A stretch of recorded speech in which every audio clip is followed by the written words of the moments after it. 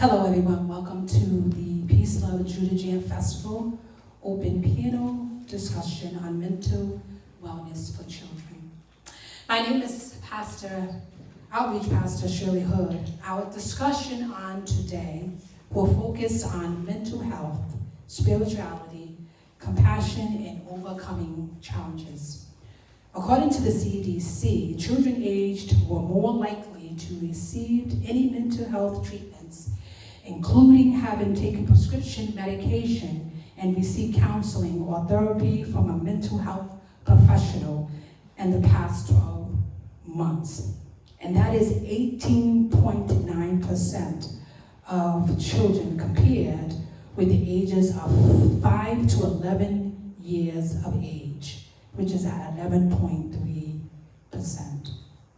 So that is why we find this very critical to bring awareness to such a topic that isn't discussed enough.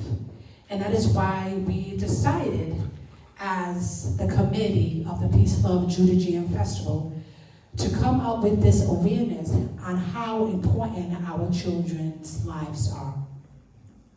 So today we're going to move forward and going through our discussion. But before we go ahead and proceed with our discussion, I'm going to introduce you to our moderator. Her name is Chantel P. Walls, who is originally from Queens, New York, and now resides in Rhode Island.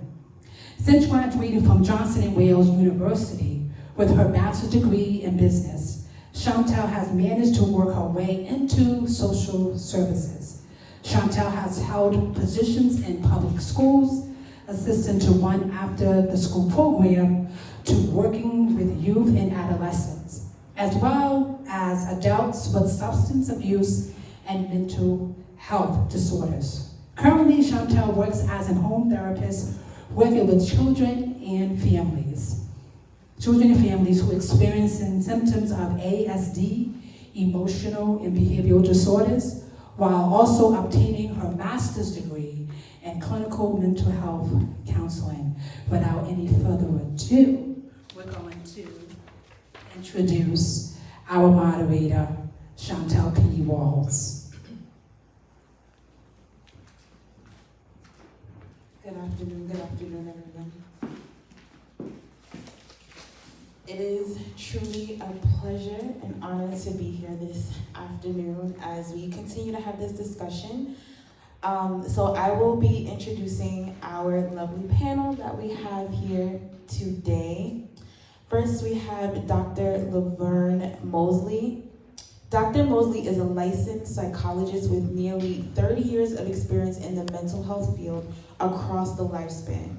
She is currently on staff in the Division of Children and Adolescent Psychiatry at Boston Medical Center and is an assistant professor in the Department of Psychiatry at Boston University, Chambonian and Evidician School of Medicine. Dr. Mosley is also the CEO of Empowerment Counseling and Psychotherapy Center and Thriving Group Practice with locations in both Mass and Rhode Island. Dr. Mosley has worked extensively with parents and children struggling with emotional and behavioral disorders and those with traumatic exposures. She specializes in Christian counseling, marriage and family therapy, including work with interracial couples, multiracial couples, individuals, blended families, foster care adoption, management of issues related to grief and loss in individuals of Caribbean descent. She also addresses the transition to adulthood and career concerns. She has done work in the area of disaster mental health through her involvement with the Bahamas Psychological Association in the aftermath of Hurricane Dorian in the Bahamas, as well as work related to the global COVID-19 pandemic. Dr. Mosley earned her doctorate in counseling psychology at Temple University in Philadelphia, PA. Thank you, Dr. Mosley, for being with us today. Next, we have Dr. Lisa Bebold, who is a licensed psychologist. Lisa F. Bebold is a clinical psychologist with extensive experience working with children, adolescents, couples, and families serving the Boston metro area.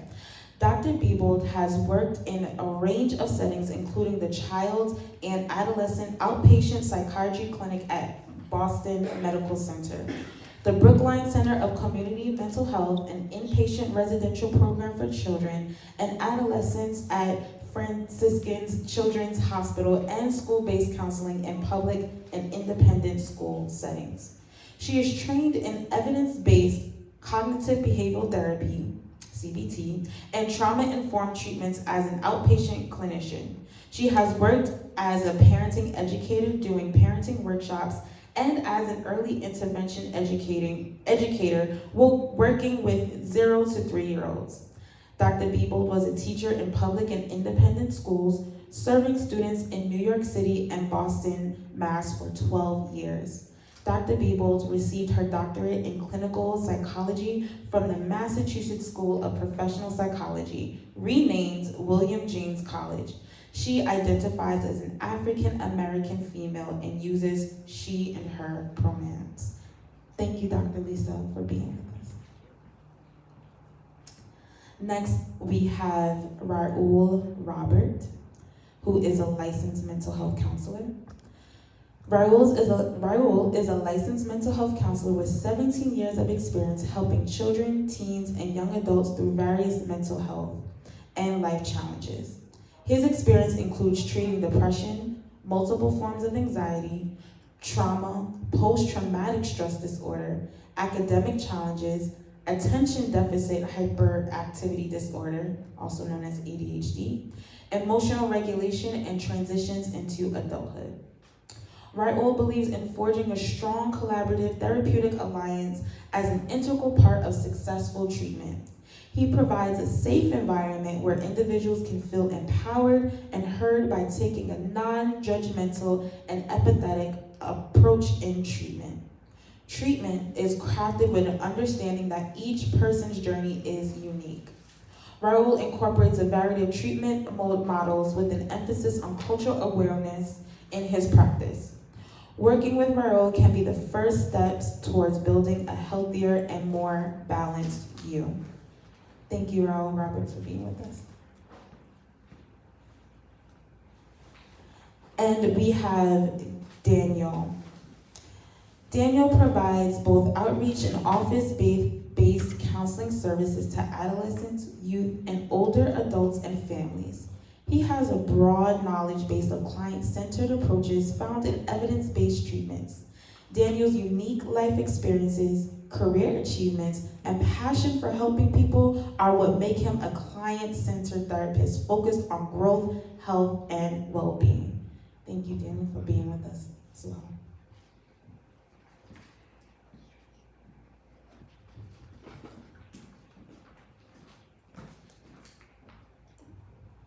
Good afternoon, everyone. My name is Shirley Brown, and I am a marriage and family therapist, graduated from Touro University Worldwide, and I am currently in school for my Master of Arts in Christian Clinical Counseling.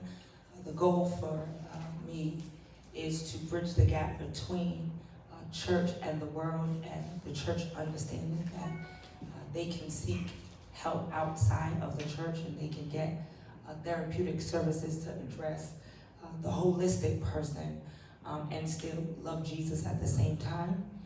And I haven't been in as long as Dr. B and some of you all, but I'm here in this field to make a difference in our community and in the lives of others that need that help to be able to address traumatic situations that have happened in their life, help teach coping skills, focus on helping people to process through these different events that have happened in their life effectively. So I'm glad to be here. Thank you for being with us this afternoon. Next, I will give the mic back to Pastor Shirley Hood as she will do our giveaway and prize.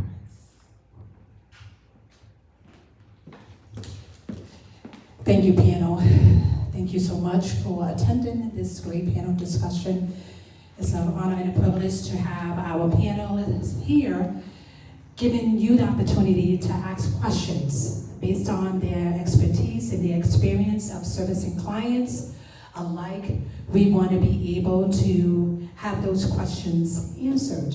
So we do have questions that we want to present. However, before we move forward with some of the questions and do a video that we want to allow everyone to see, we want to give away a prize just for you attending this event. We was hoping majority of those who had registered would have been here today, but nevertheless, you are here, and that's more important. And so, without any further ado, we're going to raffle off the first prize. We're going to call Carlo to come in so that we could give away the first winning prize.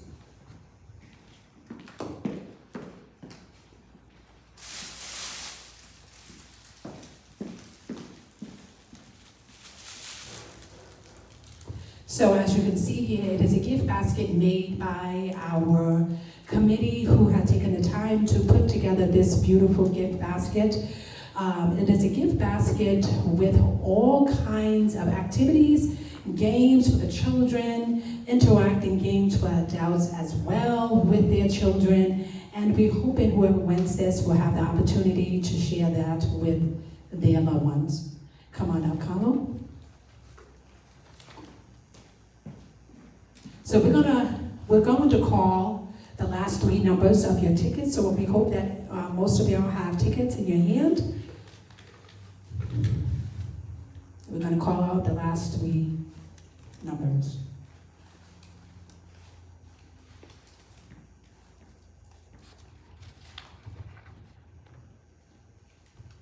So the last three numbers is 701. 701 goes to Donnell Younger. He won the gift basket. Congratulations to you, Donnell, for winning the gift basket.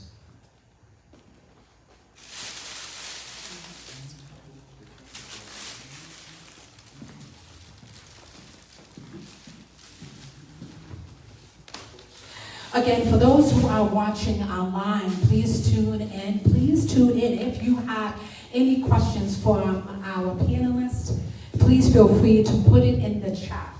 Please feel free to put all your questions in the chat so that our panelists will be able to answer all of your questions. So without any further ado, we're going to present a 3-minute and 32-second video. This is from pediatric experts supporting your child's mental health. Following that video, we will do the Q&A where Chantel will be coming back up. If you would have any questions concerning the video that you would need to ask our panelists about, you're more than welcome to, in addition to our panelists adding to the video what was viewed. So we're going to go ahead and show the video as we speak.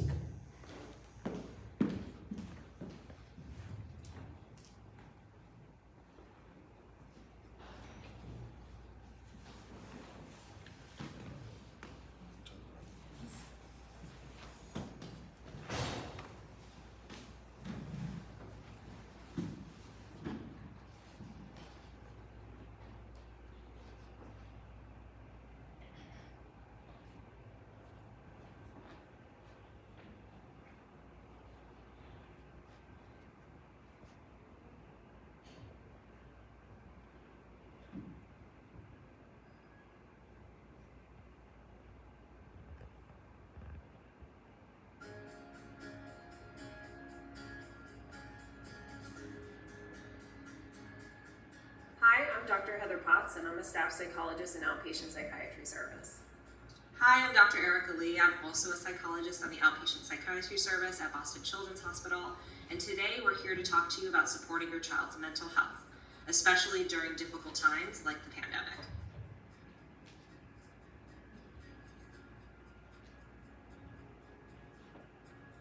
Parents first, be available to your child. Give them space to be honest with you, and then respond to their concerns calmly, kindly, and non-judgmentally. And then try to encourage them to explore different coping strategies, such as scheduling a pleasurable activity or practicing some relaxation or meditation. You can even make a menu of coping skills that they can pick from when they're feeling down. That can help them feel more in control of their mood. I would include a mix of calming and energizing activities, as well as things they can do on their own or with others. And really importantly, if your child doesn't feel like talking, just let them know that you're there for them if and when they do. Don't underestimate the power of that parent-child bond. Absolutely. And it can also be helpful to ask your child how they want you to participate, such as how often you will check in and in what ways. Including your child in the discussion is really important because it makes them feel included and gives them more choice and control with making plans and decisions. This is especially helpful for teens who appreciate more independence and collaboration.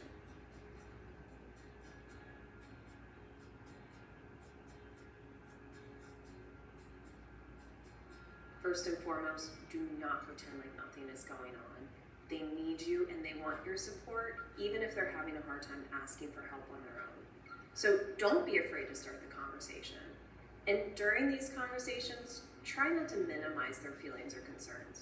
Remember, they are just kids, and problems that may seem a bit trivial to you are very real concerns to them. So for all the problems, big and small, be there for them.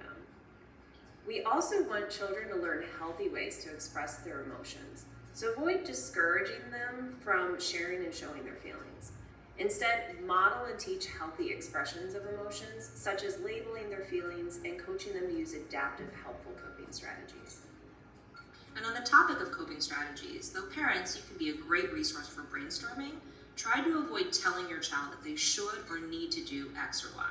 Some children and teens dislike being told exactly what to do, especially if they're feeling sad or irritable.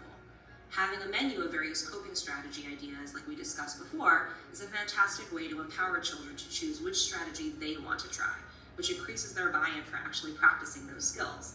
You can also model for them how to use a coping skill when you're feeling stressed. This will normalize the practice in your family and can make it easier for all of you to respond to tough emotions. And parents, if your child needs additional support, here are some resources that may help.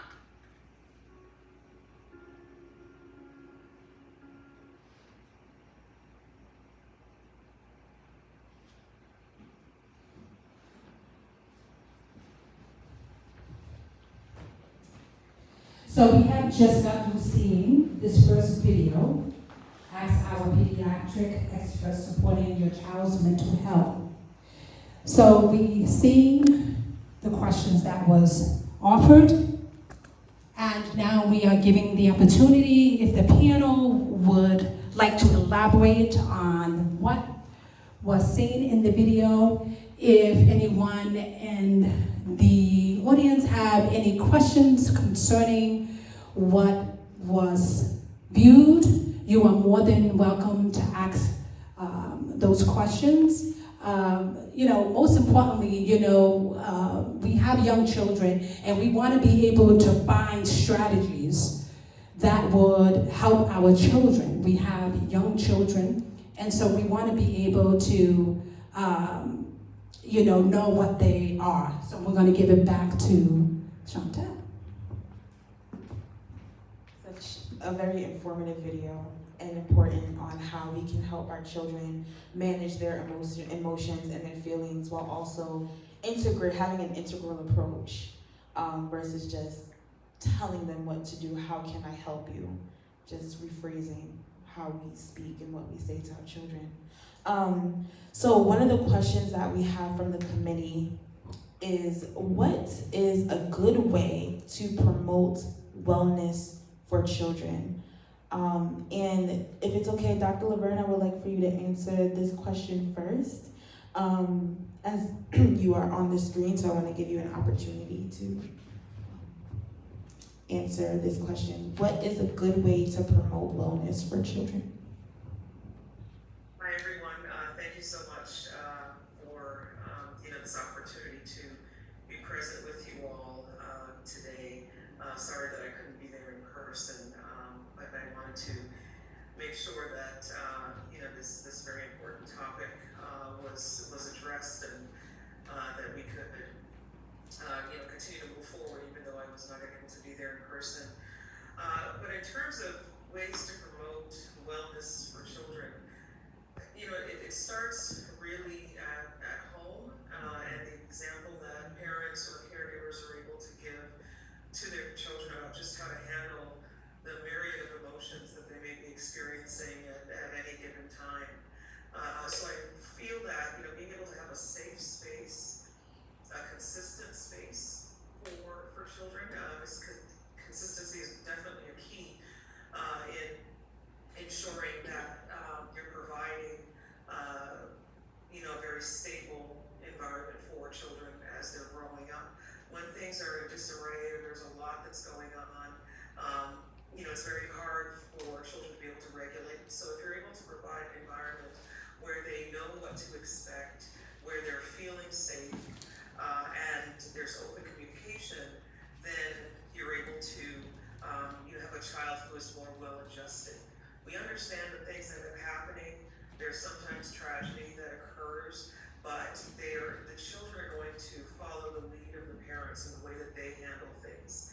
And so if we're able to be good examples as parents, that is, really going to help to promote that wellness. But consistency, being able to provide a safe environment, being able to provide an opportunity for children to be able to talk about what's going on with them, maintaining open communication, I feel are three very key things. Another that I would add is being able to help them learn to problem solve, right? And if a child knows there's a way that they can figure things out and that there are options, that also helps to increase their confidence and self-efficacy around being able to handle challenges as they come up. Amazing, thank you, Dr. Laverne. I would like to open up the question to our other panelists as well. What is a good way to promote wellness for children? Anyone is free to.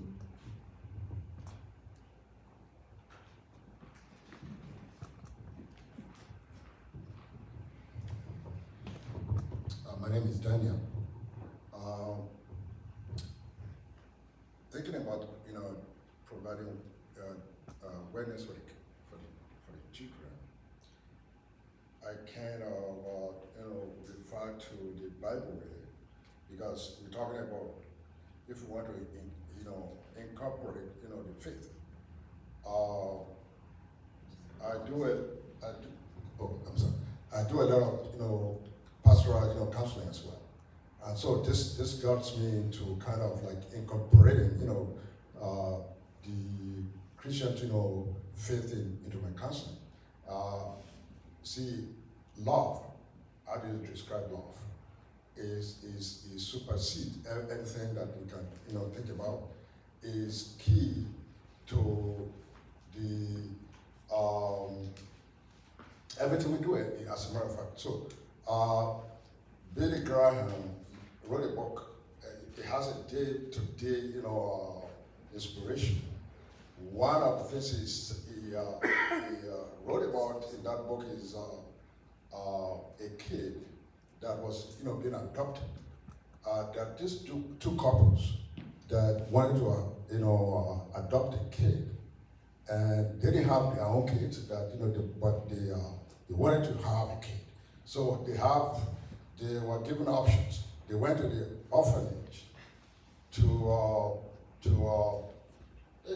it was an intensive, a preparation, and it wasn't that, it was easy to kind of, adopt the kids. But they went through all that, steps. But eventually, they got to the place where to adopt the kid, and the couple in a private room, they asked the kid that, they describe their homes and all that. They have rooms of, full of toys and all that kind of stuff.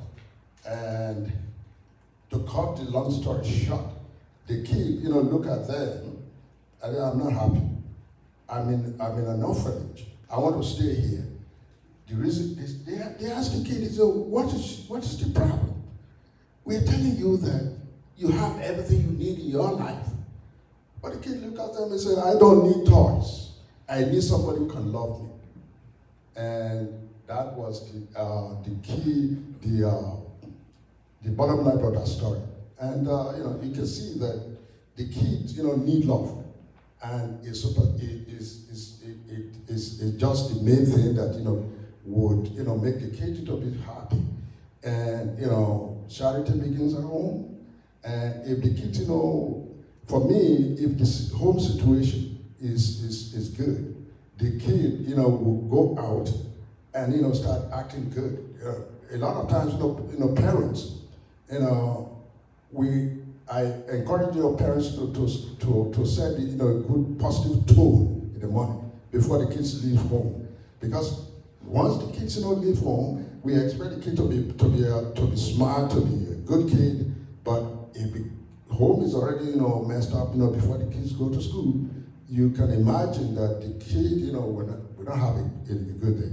So we want to encourage parents to do the best they can, at home, to be able to make sure that if the kids, can, we're not perfect, but if the kids, start, doing well at home, I mean, relatively okay, we expect the day to go, relatively, good. And so I think it's basic to how the kid can, be successful. Thank you so much for your response. That is love, support, consistency is what I'm hearing from both of the answers. We'll have you, Dr. Lee, respond to this question, and then moving forward, we'll do 2 panelists to a question because we do have quite a few questions. I did just also want to add to that, as an integral approach, community is also important. So as much as parents and teachers and workers and doctors, whoever's on the treatment team is in communication with each other, builds that support that a child needs. So just wanted to add that. That was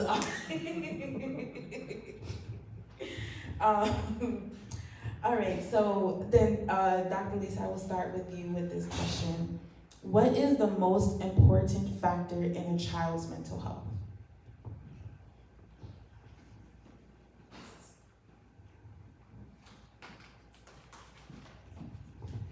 I just want to say again, thank you, Pastor Shirley, for the invitation, and to Dr. Mosley for asking me to sit and be a participant today.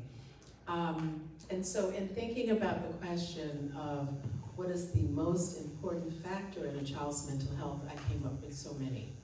So I'm going to try to be as succinct as I can, but one of the things that I think we had said earlier, one of the panelists said earlier, is love is so important. And with love comes acceptance. And I think, I come to my profession prior to being a psychologist, first as a teacher.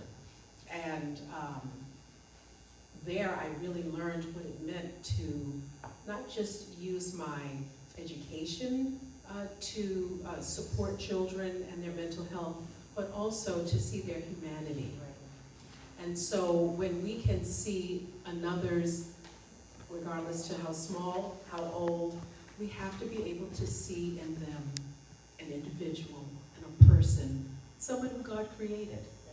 And so I think when we can identify another's humanity, it can't do anything but be love, right? Because you're making that human connection. So I think that that's one of the most important things that we can have, right?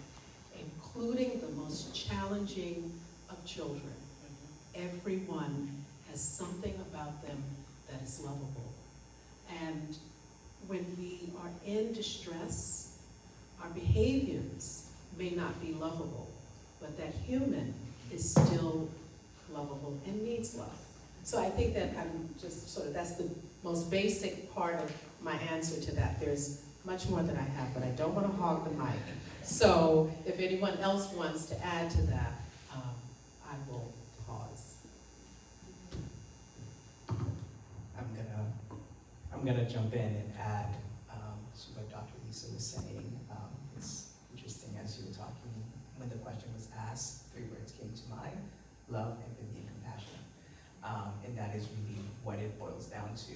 You know, love is important, empathy is important, compassion is important. I see you, I'm there for you, I'm gonna go through this journey with you. I think that's what kids want to know and want to hear from, you know, their caregivers, the people who are part of their lives, because sometimes they'll engage in behaviors and make some decisions that, you know, as adults we're not a big fan of, but at the end of the day, they need that guidance, they need that unconditional regard, that non-judgmental approach, that they can be themselves and they can be accepted. And as, you know, as the adults in their lives, we're teaching them that, you know, despite some of the decisions that they're making, let's be curious about what's underneath it. Let's talk about it. Let's open up conversations around how to address it, what's underneath it. There's typically a lot of times an emotion that's connected to our behaviors. So when you engage in that conversation,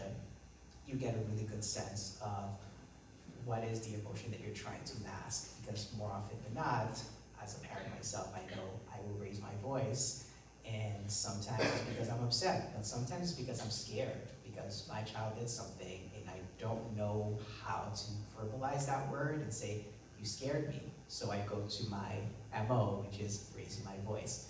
And we want to take time and teach kids that you lead with your emotions, you learn to label your emotions, you do that kind of work, and you try to mirror that so that way they understand it. If they're not at an age where they're able to do that, you engage in the conversation with them and you try to tease out the emotion that's underneath it. So that way they lead with their emotions. They can say, I'm really frustrated, instead of throwing something across the table, across the room, or I'm really scared, I'm really anxious, and that's why I'm not going to bed. Like being able to, again, kind of identify the emotion and being able to validate that emotion. This is kind of where the compassion part comes in, is that I love you and I care about you, and I'm gonna sit with you while we're working through the tantrum or this rough patch you're going through. Thank you. So I do have a question. You do say that we need to empathize with our children. What if it's one of those moments as a parent when you see that your child is in need of you, and then there is something that you yourself are dealing with? How do you, especially when you know that they want to sit and talk to you concerning what they're feeling, how do you embrace what they're feeling, or having that sympathy for them when you are going through something on your own? Like, how do you do that? How do you make that work? And anyone of you.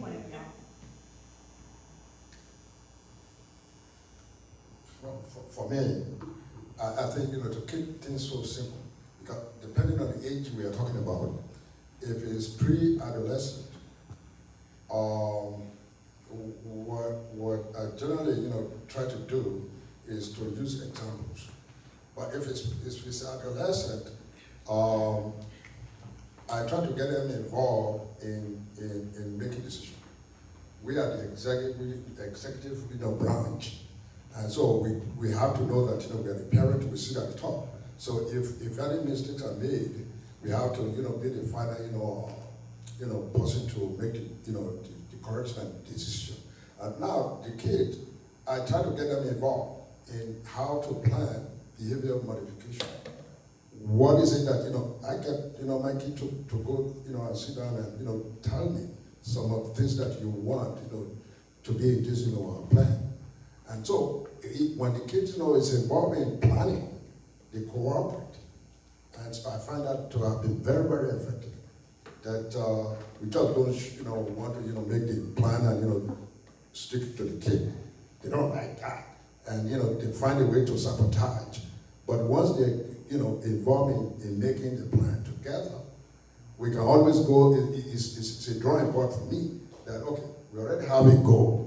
So if the kid is not doing it and you already, you know, participating in making this, you know, plan, I just go there and say, okay, let's check number one, let's check number two. So what is going on that you're not doing this, you know, stuff? you agree to it and all that stuff. So we work it out to the point that, you know, we both kind of arrive at, be on the same plate. That the kid, would be able to at least know that, okay, yeah, I'm part of, the plan. So it's not just that they're shoving trains, down my throat. And so I have to cooperate. So that has worked very well. That's good. I would like to add to that, and I forgot to mention that I am a social worker now currently for the state of Rhode Island. And I deal with families who have that struggle on a daily basis. And sometimes what has to be understood is that parents can only lead to their capacity.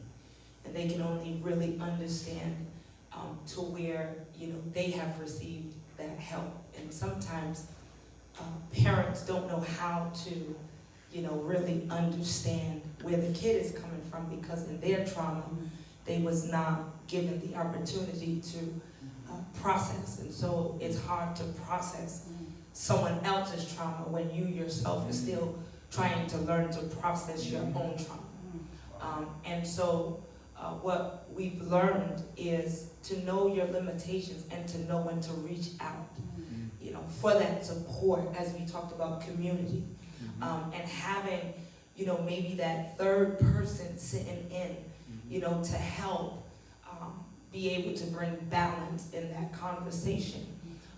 And one of the biggest things is listen, but active listening. And a child knows when you're ready to get out of the conversation, or you're not listening, or when you're looking at your watch, or you're not giving proper eye contact, because maybe there's a place in you that is afraid, because it's now triggering what is in you that hasn't been dealt with, or you haven't addressed in your own life. And so this is something that we see, that I see, and I'm sure everybody on this panel has seen, across the board. You have parents, but they're parenting from a capacity that they was parented. And then you have that generational parenting, that comes along. But you have to know when it's okay to say, as a family, we're gonna get family counseling, and then to divide that family counseling from family counseling to individual counseling. And when I can learn to deal with my trauma and process what I've been through and what I've dealt with, I become a better parent or caregiver. And I can be that person that, can understand. And it's okay for parents to say, I don't understand. It's okay for parents to say, I need to get help for this myself. And so maybe we can get help together. And then when we can get help together, then when we go to have those conversations and, it's 12 o'clock at night, we can sit and we can talk. And sometimes we as parents can get frustrated because we see ourselves in our kid. And so we just need to learn how to ourself process, and as a person that has gone through her, own trauma, before I even engaged or even took on going to school to become a therapist, I couldn't help my kids because I couldn't help me, and it was always, oh, you'll be all right. Or one of the things that I heard growing up in church, we're gonna pray about it. No, I need to do more than pray about it. I need to talk to somebody because I'm struggling and I'm dealing with some things. And I tell people all the time, just like you were to go to a doctor for your physical illness, you need to reach out for your mental health. That's right. You have got to get support for your mental health. That is a part of your well-being. That's right. Beautiful. That's amazing. So everyone's response hit the head right on the nail. And also, I just want to add, so as a counselor in training, what I'm being taught is having what's called counselor dispositions. And one of that is psychological fitness, right? I have to be able, before I can go help anyone else, I gotta work on me, because clients or individuals that I am called to support and will help support, whatever they're going through and experiencing may trigger something that I may have suppressed or may not, because the brain is, there's some things that the brain will dig up that you haven't remembered, but trauma has a way of, your brain suppressing it, and then when it comes up again, that's an instant memory, so now you're automatically triggered, right? And what I also heard was mimicking behaviors to your children for your children, right? What you want to see your children do positively, you have to be able to do that. So mimicking that, and I love the honest response, I don't know how to do this right now. And we're not honest with our children, and that's what children look for, is honesty, right? And we kind of push them aside. I grew up in a Caribbean household as well, where if anyone that's Caribbean and also of Christians as well, a child is to be seen and not heard, which was the biggest lie ever, right? Because now as children already feel like their voices are silent, and when we don't give them an opportunity to speak, we are saying to them that I see you, but I don't want to hear you. So that was amazing. Dr. Laverne, did you have a response or? All wonderful comments, all great comments. I think that once we're able to even get to a place where folks are more aware of, what's needed, I think a concept that would be good for folks to understand is that concept of attunement, right? And a parent being able to be attuned to their child. That I'm here in it with you. I, recognize that yes, this is hard for me, and I know that it's hard for you, but being able to show up and be present is what I think is most definitely needed. That even if you don't have all of the answers, still being able to let them know that it's, you're providing a safe space for them to be able to share what, is on their heart, right? And then you'll figure it out together, right? So I think that concept of attunement, allowing a child to feel safe and secure in their space with their parent, that their parent is present with them, regardless of what the trauma is, because you as the parent, you want to be the person who is the example of how we're going to get through whatever it is that we're getting through. And we're not able to predict all of the things that we're dealing with, but being able to be present and to know that it's okay to feel sad. It's okay at times, to feel nervous. It's okay to feel anxious. Even as I think about, I'm here with family now because, we had a, committal ceremony for a family member who passed away in the UK. And so I'm out of the country now, and she wanted to be buried with her mom, in the Bahamas. And so that's where I am now, supporting my family. And it's hard. It was hard for her daughters, and then hard for the granddaughters. And being able to be here as a family support is super important, right? You're in it. We're all in it together. Even if you don't have all of the answers, being attuned and being supportive and trying to just get through it together, I think is the most paramount thing. You don't have to have all the answers as a parent. Thank you so much. Absolutely. At this moment, we're going to open it up to our audience. If there's any questions, comments, or anything that you've heard that has struck you in a way, we want to give you this opportunity to say what's on your heart, what's on your mind. Yeah, I love the part, how the gentleman put it, like an action plan together. Not just almost like the my way or the highway. Let's work on something together. You know what I mean? And I agree. Like when the young lady was talking about, there's stuff that I didn't deal with my own self, and then I see it, and I just had a situation. My child is going to be 26 years old, my one and only child, and I'm listening to her a couple of weeks ago. I was concerned because, you know what I mean? Because I'm like, I could identify with the pain and everything she's going through, and I've been through the process. But I remember and that's the thing. Like sometimes you talk, like as a parent. And I've learned, we tend to forget when I talk to other children and whatnot, that I was your age too at one time. And I had these feelings. So one of the things I've learned is you know, and I expressed to them, like, listen, I wasn't 46 years old my whole life. Like, there was a time I was 13 years old, or whatever, 8, 10 years old, and, you know, their feelings, you know, their words mean something. They have value. And I mean, I've done it, you know what I mean? Because no one does parenting perfectly. You know, disregard, or that's nothing, or whatnot. But, you know, just being more aware. And, you know, I love what you said, man, like, and I'm very adamant about this, man. Like, yes, you know, we gotta go to God first and pray and all that stuff, but man, oh man, you know what I mean? Like, there's help out there. There's nothing wrong with getting mental health. You know what I'm saying? There's nothing wrong with that. You know what I mean? You know, yeah.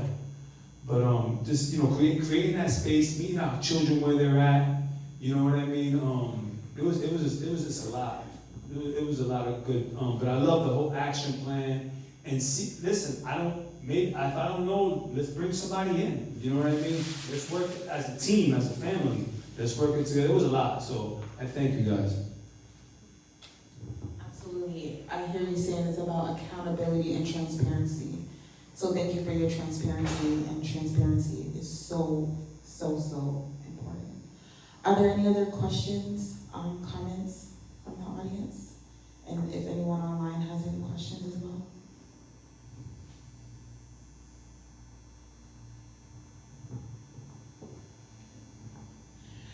Right, so we will go to one more question for our panel, and then we'll go into our second video presentation. And so maybe when we have another Q&A, we'll ask this question, because I do feel like all these questions are important. But this is most common right now when our children are experiencing, we have so many of our children, youth, diagnosed with anxiety, panic attacks.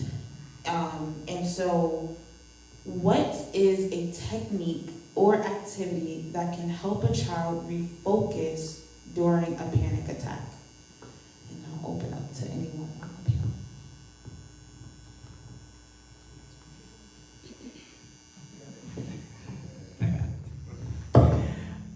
So I'll share some of the strategies that I've suggested. I've worked with parents around managing panic attacks.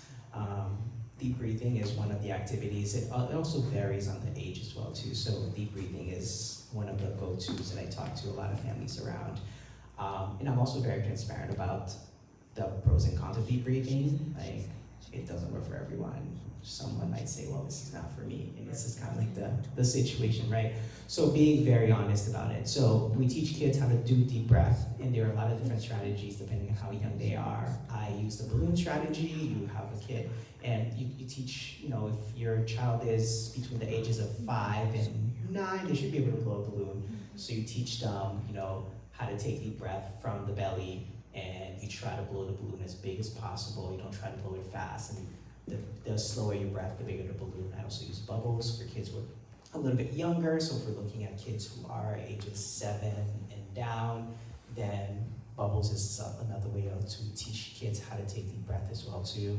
It's a fun game that I play with them. Who can blow the bubble the size of my head? And if you breathe really fast, that bubble's gonna pop. But if you breathe really slow, you can get the bubble as big as my head or even bigger than my head. So it's a way to kind of train them how to do some of the deep breath, because when you're having a panic attack, you're forgetting to breathe. So the idea behind navigating through a panic attack by taking deep breath is kind of like that little reminder, like take some deep breath, you know, help like simmer things down. And it's also a strategy that is so helpful because you don't need any specific tools for it. So we all breathe, we all do it naturally. So it's something that you can use in any different environment. Water is another way as well too. Get a glass of water, have them drink some water if they're able to take that. It's another strategy. Again, those are very kind of basic, straightforward strategies. Progressive muscle relaxation is another strategy as well that helps kids when they're having panic attacks. Try to identify kind of where it's tense. There are a lot of videos out there that teaches kind of how you do progressive muscle relaxation. And it's a strategy that you can use in a way that no one can necessarily notice. You can just, if you feel the onset of a panic attack or that you're feeling anxious, you just kind of tense different muscles in your body as hard as you can and just release it. And it actually helps. Some people do it naturally without even thinking about it, but if you purposely engage in that activity, it helps alleviate a lot of the tension as well too. So progressive muscle relaxation is another one of the strategies that is very useful. Thinking about your senses as well. There's a cool little strategy that we use with kids and also adolescents as well. It tackles your 5 senses. It's called, I call it the 5, 4, 3, 2, 1. I don't know if there's an official name for it. Okay. So essentially what you're doing is, it helps with kind of staying present, staying grounded in the moment. So you think about your 5 senses and you think, okay, what are 5 things that I can see? What are 4 things that I can hear? What are 3 things that I can smell? What are 2 things that I can taste? What is 1 thing that I can feel? You can interchange it to whatever makes sense for that person. For some people, it's probably really hard to come up with 5 things that you can taste. So it's gonna vary from, kind of what's going on. But again, the idea is when you're having a panic attack, you tend to depersonalize. Dissociate. You tend to kind of want to escape the area. So being able to ground yourself into, okay, let me do a quick scan of the room. What are 5 things that I can see around? Kind of brings you back to that moment. It's also a strategy that is used for individuals who struggle with PTSD as well too. When you're feeling triggered at that moment, it's a nice little grounding strategy as well too. And then the last one that is pretty sensory that I also talk to people about is take off your shoes and plant your feet very firm onto the ground, and that actually helps you, again, kind of bring yourself back in the moment. It's a strategy that I use pretty often myself because that's what I like. I like my feet on the floor, and I have a 6-year-old who does not like to wear shoes. So, but it's, again, another way to kind of shock your system in some way. So if you have the ability to just flip up your shoes off and then just put your feet as firm as you can to the ground, and you feel the earth on your feet. It's what we call grounding. I'm sure other people have other strategies as well too. And so Raul, you said so many that I would also suggest. One other thing that I want to encourage is when someone is in the state of panic and they're having an anxiety attack, a lot of talking is not going to help them. Right. So you do not want to be asking, what's the matter? What do you need? You yourself have to also enter into a really calm space. Your tone and your voice need to be as calm and as soothing as it can be. Another sort of bringing you to the here and now is focusing on an object and looking at that object. And you can say to a kid, I want you to look at the light. What do you see? Think in your head, you can say it out loud, what you notice. And again, just calm. And the kid is gonna start to bring it down and regulate. The figure 8, just imagine you're taking your finger and you're making a figure 8. And again, that's them using their finger, because now their focus is not on whatever it is that's made them anxious, right? They're doing something. It's a quiet activity, so they can make that figure 8 as many times as they need to. Another one is 5 fingers. Put your 5 fingers up and just trace with your other hand, breathing in, breathe out, breathe in. And so they're following their fingers in the breath. You're going in and then out. But that's a slow and gradual activity as well. And then lastly, and oftentimes I've done this with older kids, you can't rapidly breathe when you are sitting with your head between your legs. It's going to slow your breath. Your diaphragm is going to need to expand so you can get that air in. So that's another suggestion that I tend to have with kids who are a little bit older, to just find a comfortable position, spread your legs, put your head between your legs, and breathe. Right? And so that is also going to help them to slow their breath. So those are the strategies that I'd add there. with the note again for the adult who's observing it, you yourself entering a calm space, using very few words, and speaking slowly. Anybody else want to add to that?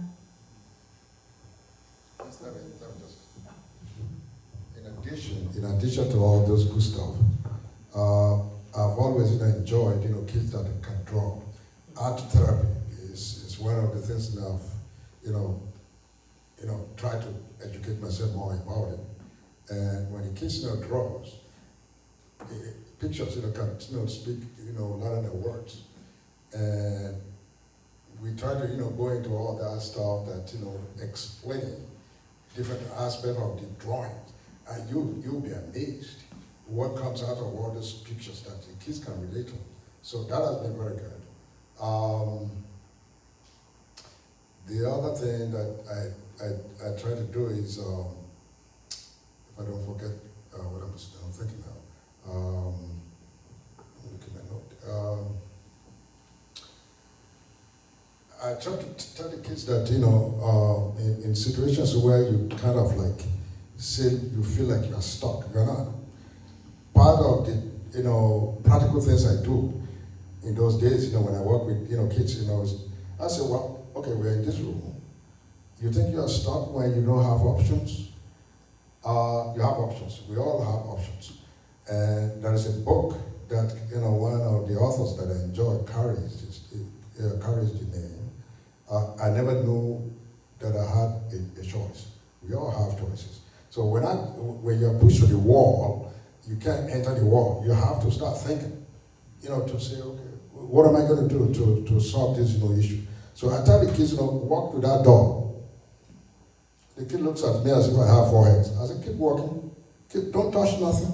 Get to that door. Keep going. The kids look at me as you're out of your mind. I said, okay, now what do you do? The kids say, okay, I got to open the knob. Okay, so it's a Pandora box. So when the kids, start, to get to that point, they start being very creative. The kids, the minds, the way their minds work, is like magic. I can do this, I can do that. I can say, good. So that has worked very well. And they enjoy, art and things that are practical. A lot of, our work has advanced, for these kids. I'd like to do things that are, relatable, easy for the kids to remember when they get into trouble, and, they can use it to kind of, get themselves, situated, calm, and all that stuff. Plus all those good stuff, like breathing and all that kind of stuff. It's good. Amazing. We're gonna go to our second video. I just wanna add, it's important to also build what we call, and I'm pretty sure you guys have heard of it, a toolbox, right?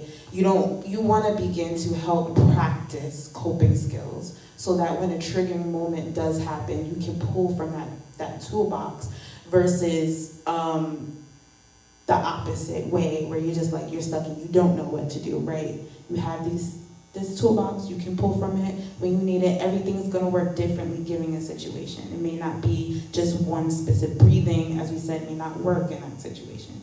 It may really be, okay, what's another grounding technique?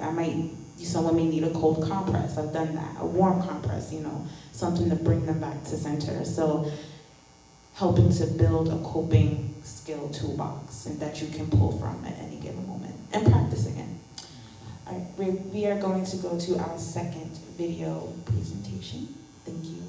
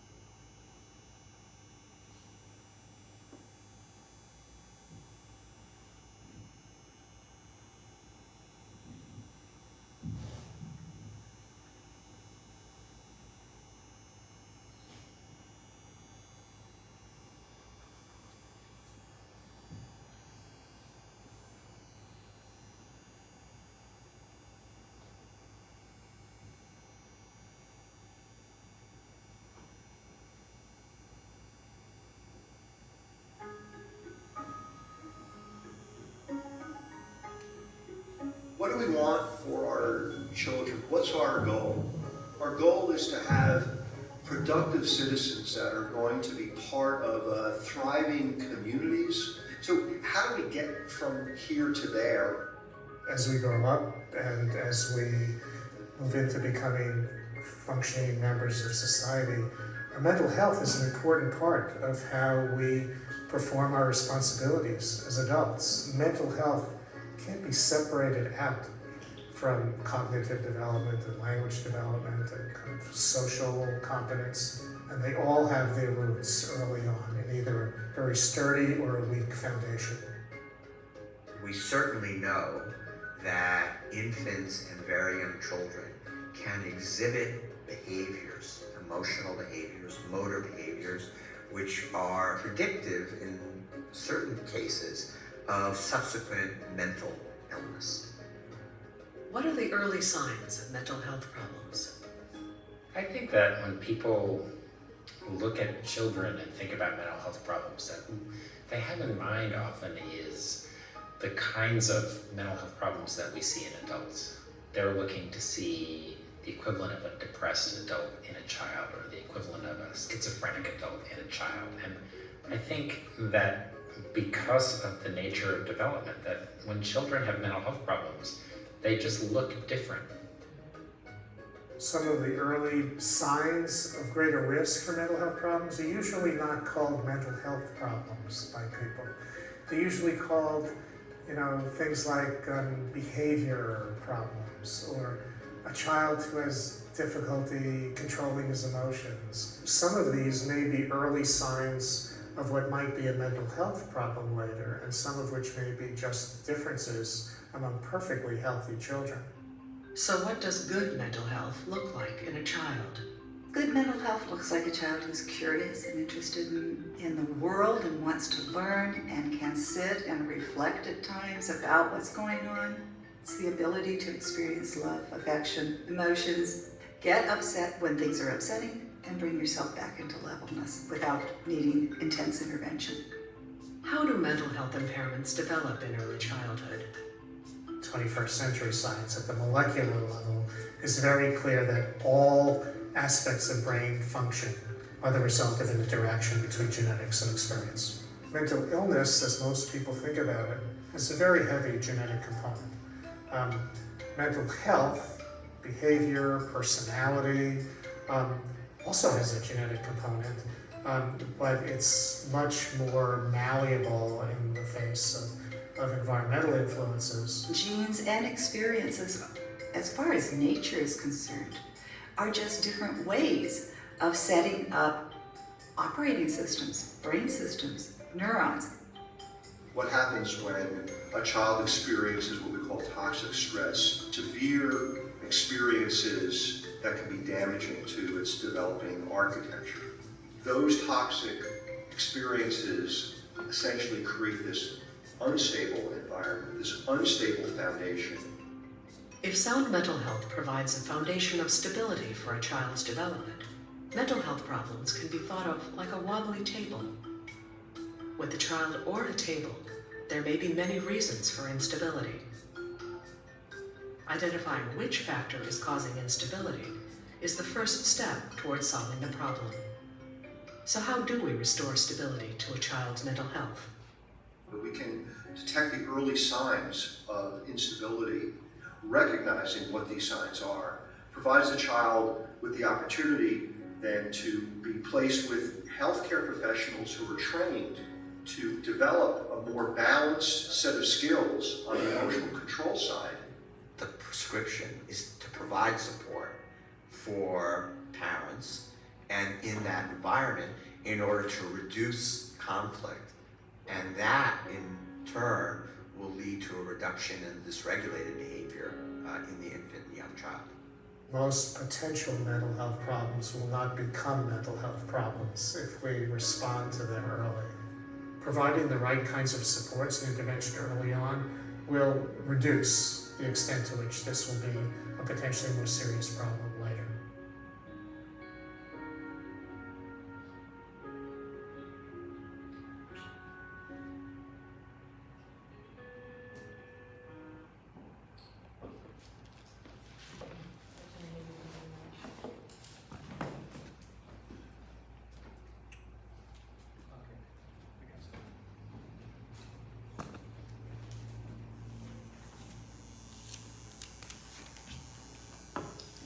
Such an amazing video. So at this moment, we will begin to have any questions or concerns based off the video from our audience, and then our panelists will be able to answer as well. So if there are any questions that anyone has from the audience, you can just raise your hand. I'll come with the mic based off of what you've seen. Questions, comments, concerns from the video.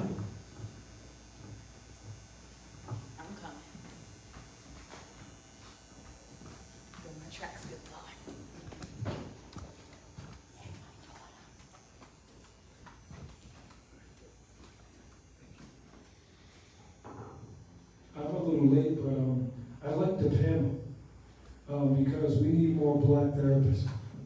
Because I think that growing up in our culture, we don't have somebody that can relate to us. And when you don't have somebody that can relate to you, can cause more mental health. Because all you want is somebody to understand where you're coming from and the things that you go through. I go to therapy now, and I'm a pastor. I go to therapy because of all this stuff. And a lot of pastors are committing suicide, and they're preaching to you.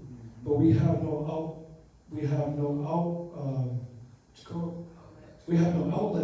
What we're going to do, we take on the burdens of the people. We're laying hands on people, and we're having problems with our marriages. But who do we talk to? We're having problems with thinking about divorce. But who we talking to? Can't talk to the lay members because then they don't respect you because they think that you're Superman. I go to therapy, but there's balance. There's some things that they say that I don't take. That's not for me. But you need an outlet because we're taught in our culture to man up. Stop crying, you're a girl. You go into your problems, just go to work, just keep working. And it's built up in our community, and that's why a young man can kill another young man. And then they go to jail for it, and it makes their mental health worse.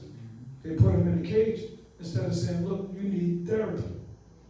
It's called an Adult Correctional Institute, but what do they really correct?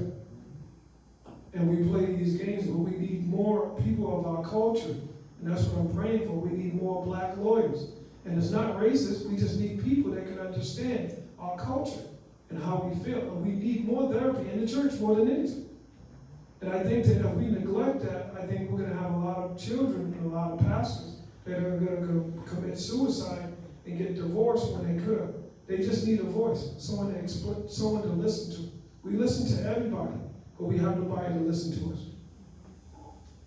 And if I could add to Pastor Brown, there's a lot of things he said that was very, very informative. As a leader myself, sometimes we pour out. We pour out a lot. And when we pour out, we need to be filled, right?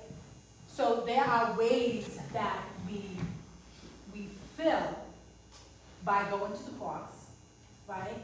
However, what about those times when we're having those emotions? How we're dealing with our emotions, right? So after that time, we may not have a partner at our side, right? So then we need somebody professional, right? And I think this is not addressed enough in the church, because now we're going to talk spiritual, because it's not really addressed enough in the church. I think, we have this fear that if we talk about therapy, think we're crazy. I don't think that's the case. I think that we need, and that's why I believe that God has created therapists. He has created people in this profession so that in the event, like Pastor Brown said, I can go and see somebody professional and not really be ashamed of getting that help.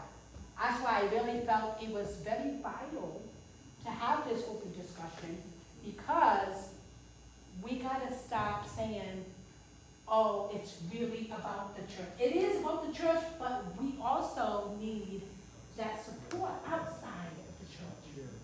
If I could be able to go to either one of y'all and say, hey, I need help, regardless of who I am, Because at the end of the day, I'm not Pastor Shirley. I'm Shirley. When I leave out this building, I'm Shirley. Because I'm still human, I still have emotions, I still have thoughts, and I really need to talk to somebody. So I thank you for addressing that, because there's a lot of us leaders that are out there, and it's very scary when you hear a pastor commit suicide. Very scary. And it has happened. And you, as a pastor yourself, you go, what happened? What happened? He had God, right? Did he get help? Did he reach out? Like, what happened, right? And so it kind of puts you in a different perspective on how you need to look at yourself. The other day I was at work, I had a tough day at work, and those are things that really actually happen. I was at work, I'm a case manager, so I service a lot of people who have mental challenges. I had one client that came in, and it reverted back to my childhood. I was torn almost at the end of the day. Like literally, I was almost torn. To the point I had to have a conversation with my boss and the director, because it took me back as a child. And so I needed a self-care day. My boss seen it, automatically he said, we're gonna give you a self-care day. So I'm Shirley at the end of the day. I'm not Pastor Shirley. I may be Pastor Shirley today, but when I leave out of here, I'm Shirley. I'm Mom. And that's the other thing too. And I think that is so important, and I'm so glad that we had this discussion. But thank you all so much. So far this is good, and I'm hoping everybody is benefiting from this, because this really needs to be addressed. Really needs to be addressed. I heard like 3 key things in that. So when we talk about active listening, right, I'm sitting here, I'm like, I hear 3 things, right? The first thing that I heard is, you know, a lot of that reluctancy when it comes to the church and the ideologies that we've had, that we cannot go and get help or, you know, receive help because of this expectation. As was mentioned, there's such an expectation from people, and even when we talk about church hurt, and we talk about, you know, and I had a question for the panel when it comes to someone's, reluctancy when it comes to therapy. How do you, approach that? Someone is even when you have a client in your office, right, and they need the services, or it could even be court mandated, right? And they have to be there, or DCYF, they have to be in this treatment in order to get their children back. What do you say, or how do you go about the process of someone who is so reluctant in being in your office? How would you respond to that? Or in that,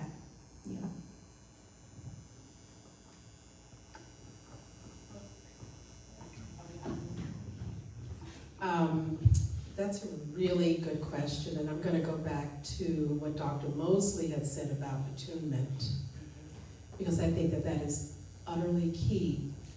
Regardless of the circumstances under which people are coming to you, you have to be attuned to that person's needs, what the energy is that they're bringing into the space.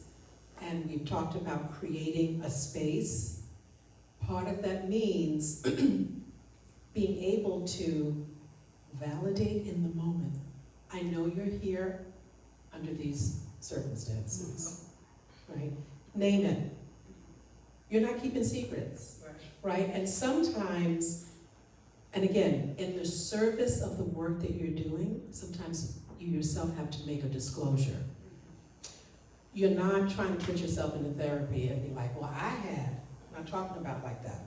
I'm talking about, there may be times where there's something that your client is sharing or saying. I had a really hard day at work today, X, Y, and Z. You can say to your patient, I recognize that. I too have had moments like that. Now, you don't have to go further. Let me tell you, like that's stop yourself. Right? But those are about also being vulnerable. We're human. And so I'm hearing Pastor Brown talking about vulnerability. And in our human form, we are imperfect. And in our human condition, we experience pain and all the ranges of emotions. And so in order to serve and be the steward of others, we have to know how to take care of ourselves. And so I'm in agreement around demystifying this notion of therapy as relegated only to the crazy. In our field, we don't use that as a term because what is that? But we have to acknowledge, right, that we have needs. We have human needs. So we're spirit, but we're also physical, flesh and blood. And we're mental. We're that cognitive thinking mind space. And that space bears a lot. And we are all serving many roles. I don't care what you do in your daily life. In that life, you are dealing in many spaces and conducting yourself in many roles. And it's exhausting. Life is amazing. I love it. I try to approach it with joy. And at the end of the day, sometimes I'm exhausted. And so what do you do when you're depleted? Where do you replenish? We can have, again, we were talking about for children, what's important. We can have community for kids, school, the doctors. Well, we need that too. And sometimes when we go to that family member, and I've got a huge family, love my family, but again, to what, I don't remember, Shirley said, is that people give you out of their capacity. And sometimes when your besties have reached their capacity and they're not meeting your need, you have to ask yourself, where do I go next? And so again, in communities of spaces like this, being able to put on these kinds of panels so that you're showing your congregants, this is something we support, because I think that's the other thing, making therapy talkable is very important. And when I said vulnerability, when we can enter our own vulnerability and acknowledge, well, listen, I'm pastor, but I go to my therapist. And or I'm your therapist, but I got my therapist. Because I sure do. Right. So I'm going to pause there. But I wanted to add and go back to Pastor Brown and the spiritual component of this. Being in my second master's degree in seminary school, I had to do chapel, and that was the way I needed to, pass class. And I actually had to study in depth the biblical persons. And one of the persons that I brought out was Saul. So back in the day, they didn't have the terminology to place upon mental health. And so when the Bible was penned, it didn't say this person dealt with the spirit of PTSD or mental health issues, but the Bible says that Jesus, he rejected Saul. And so Saul dealt with the spirit of rejection, or the mental health, as we see so many today talk about rejection. And I know a lot of times, the church automatically says it's a demon, but it wasn't. Saul dealt with rejection. But back then, they didn't have the knowledge that we have today to put a term to it. And not only that, the Bible then says that Jesus, he tormented Saul with the spirit. He didn't have a demonic spirit. He was tormented with one, but he dealt with the spirit of rejection. He dealt with rejection, and that rejection led to depression. And when you break down Saul, I'm able to do that now. I wasn't able to do that, 3-4 years ago. But when you break down the actions of Saul, it is, you can see that that's some of the behaviors of a person today that deals with rejection. that deals with depression.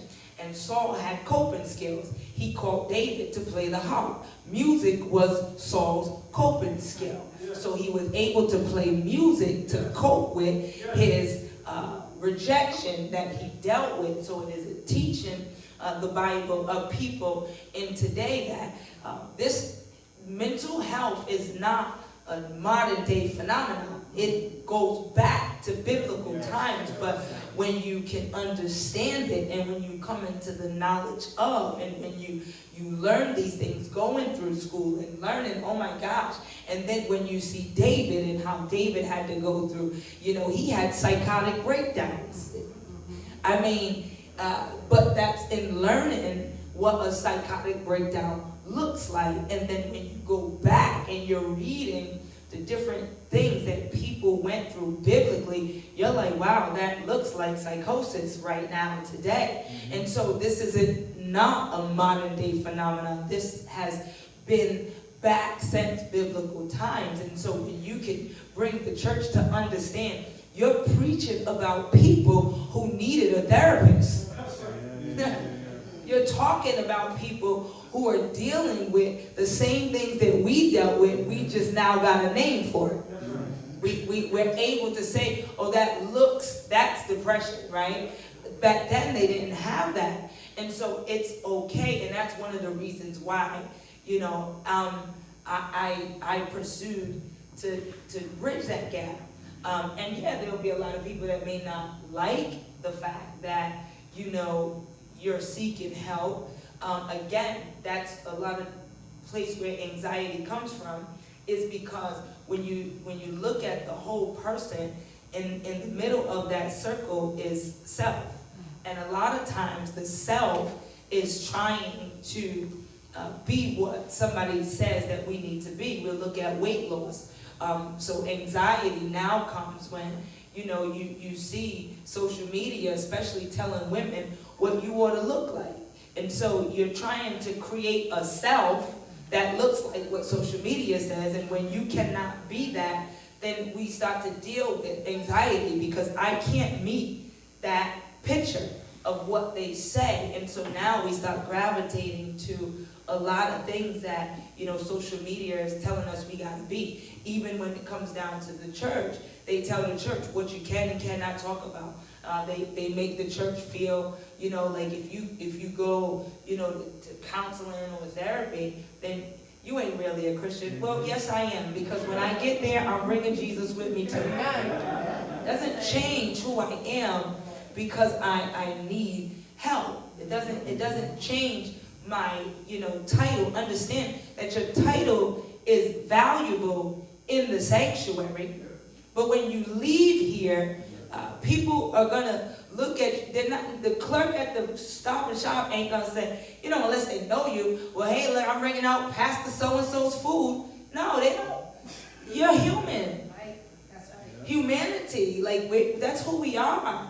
The titles were given to bring order in the synagogue.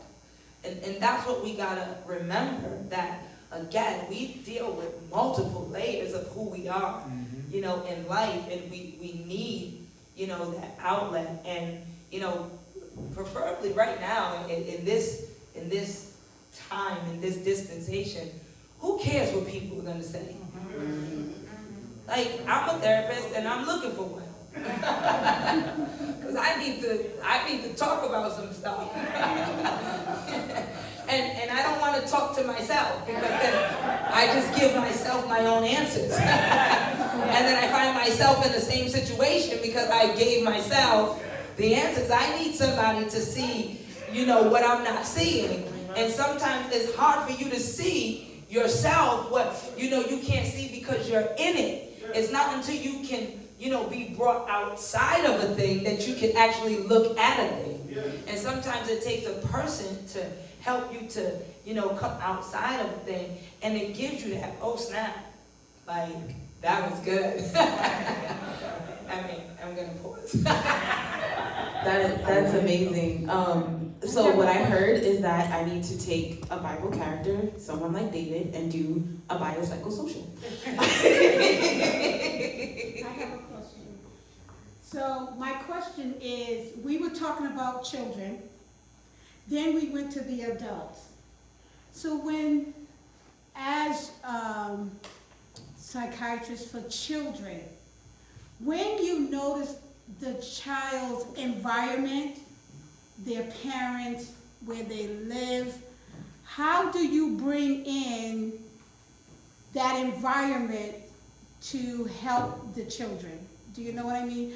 Do you let the parents know you need help because this is adding the stress to the child? So how do you, I just want to know the process of that. Do you tell the parents that they're not well and they need help too? I don't know, just give me So a the quick answer to that is yes, but I'm gonna expand a little bit. But I wanted to bring up something that both Pastor Brown and Pastor Shirley brought up earlier, and I commend you guys for being open about kind of your own challenges and pointing out that especially you, Pastor Brown, that you are in therapy. To bring it back to the essence of today's panel, it's about our children's wellness. So modeling is really important, right? So as leaders, as people that our kids look up to, it is really important for us to be transparent about that. Like, I need help, I'm seeing someone to address some of those needs, because more often than not, kids come into therapy because their parents are like, well, he's not acting right, so we need to, you need to fix this, essentially. And when you work with teens, more often than not, they don't really want to be here. Their parents are basically pinning all their problems on them. And when you get to the root of it, to kind of go back to what we're talking about, it starts at home. So as the adults, as the leaders, as people that people look up to, it's really important for us to lead with transparency.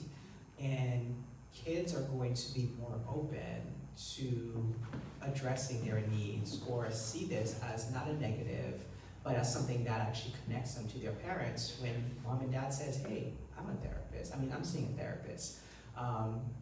This has happened many times in my work with kids, where I would ask them, they'd come in for our first appointment, and actually fairly recently, about 6 months ago, I started seeing an 11-year-old, and he came in, he's like, my mom is seeing a therapist, and she says that she gets sad sometimes, and I get sad sometimes, so I want to see it. I asked her to see a therapist. And that was very powerful. I mean, it's not the first time I hear this. This is something that happens, not as often, but it happens in my line of work. And I think that is so powerful that a young 11-year-old is thinking, there's something that's going on that I need to address, and I have spoken to my parents about it, and my parents, rather than invalidating that experience, have said, you know what, this happens to me too, and this is what I do.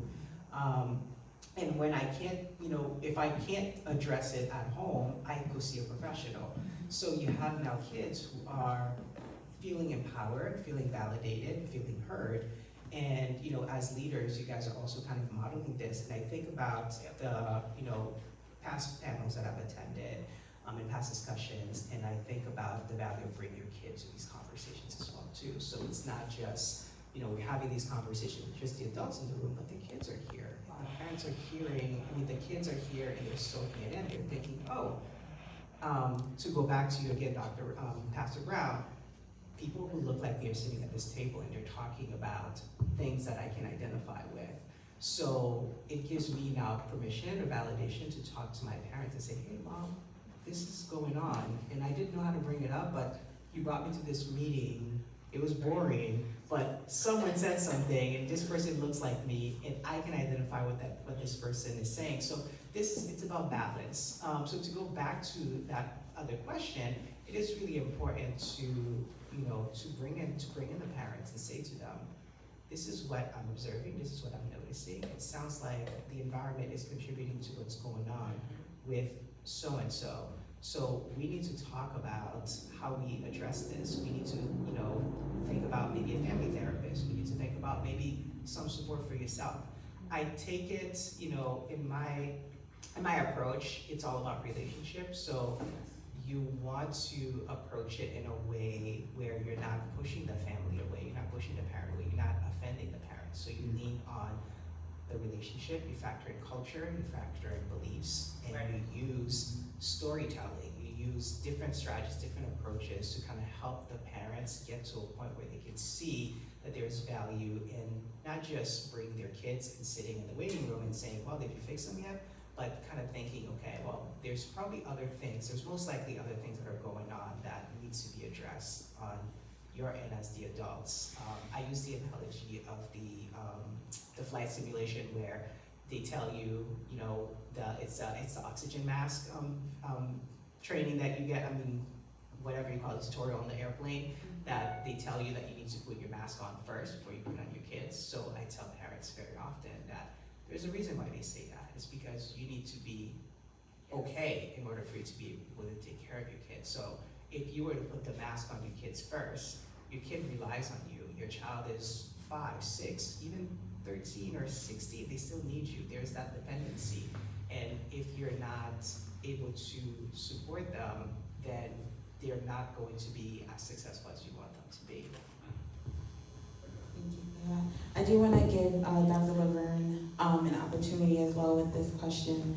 And as mentioned, we've shifted so much from children to adults, but it's very much both needed. I love the oxygen mask because you do have to put it on yourself, right, first.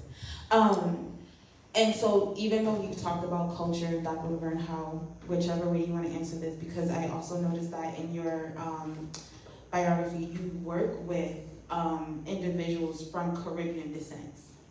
So we talk about the culture and beliefs and value systems that certain cultures have with therapy and have with, you know, this space, and even again, how raising their children in that. And so in that, however which way you want to answer, what are some, I guess, some like behavior patterns that go may, or red flags that may go unnoticed, especially in like a cultural setting, like clients that you dealt with, like with Caribbean descents, where that cultural belief system has come in to say, no, that's against X, Y, and Z, we don't believe in that, but yet children are exhibiting, you know, these behaviors, and the parents are just so reluctant because it's just a very cultural, you know, standard. How have you worked with individuals or helped them through that?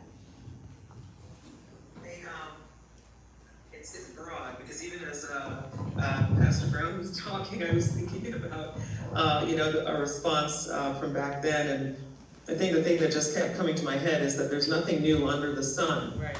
And we've been seeing all kinds of issues manifest themselves in different ways, because one of the things that we do know is that there are genetic predispositions for many issues that we face. Whether it's depression or anxiety or even the medical issues that we face, they're genetic predispositions, right? So there are things that are passed down. As we were talking a few moments ago, the scripture that kept coming back to me, is that in the multitude of counsel there is safety, right? So having folks recognize, even within the church, that it's counseling, talking with someone, being able to hear another perspective is super important, and so we have to be able to provide that space to be able to talk. Now, when we think about Caribbean families in particular, of course, there's a lot of there's nothing wrong with the child, and the child is just bad. We have these terms, that are said, or we just need to beat it out of them, or they just need a good beating, and so we have to also be mindful of, what kind of environment are we setting up, for our kids to be able to be successful. And I rely heavily a lot on psychoeducation, what we call psychoeducation, being able to provide information to folks on what these things look like. If your child seemed to be, managing very well, and now all of a sudden we're seeing an uptick in behavioral issues, we have to pay attention to what that might be about, right? And that it would serve you better and serve your child better if this is something that's addressed, rather than trying to cover it up or ignore it, right? And so, even with, within Caribbean families African American families, and even Caucasian families, and families of Asian descent. There are some times where things are, folks want to sweep it under the rug because it creates too much stress and distress to actually address it, right? So if they're coming to you to have these discussions, I rely very heavily on the psychoeducation part. What could have created this? What are the steps that there are many of these things that we can deal with by implementing certain strategies, right? So it goes back again to that piece of consistency, helping folks to understand. I found myself having the same discussion even with my parents, this weekend, trying to, really understand some of the more significant behavioral health issues, or psychiatric issues. While also bringing in, something like marijuana and how marijuana smoking can, lead into, significant psychosis or schizophrenia, and how there's more research in that area. And we were, talking about that, because it's something that's, really prevalent in a lot of the, Caribbean cultures. The other thing that was just really very disheartening to me, my sister had sent me some information that there's now a fentanyl crisis in the Bahamas, and I'm like, the Bahamas is too small for something like that to happen. We see it a lot, in the States, and so we really have to take hold of and educate folks about the risks, right? So even though we, in churches it may not be heard, I think that something has been opened up, like a gateway has been opened up, especially in terms of what we've experienced through COVID, to be able to just continue to sound the alarm, to continue to bring awareness, to continue to just have the conversations, no matter how big or small. We do need to have the conversations because folks need to be educated and the stigma needs to be broken down. And I think that, in whatever generation that we're in, there are going to be folks who are not going to want to hear it. But the more that we take hold and take steps to present the information, the more improvement we're going to see, the better things are going to be, for our children and for our families. We just need to create space, to make this information heard. Speaking of creating space, it was very helpful, thank you. So speaking of creating space, I have one last question and then we'll open it back up and then we'll begin to wrap up. How do we begin to integrate therapists in the church?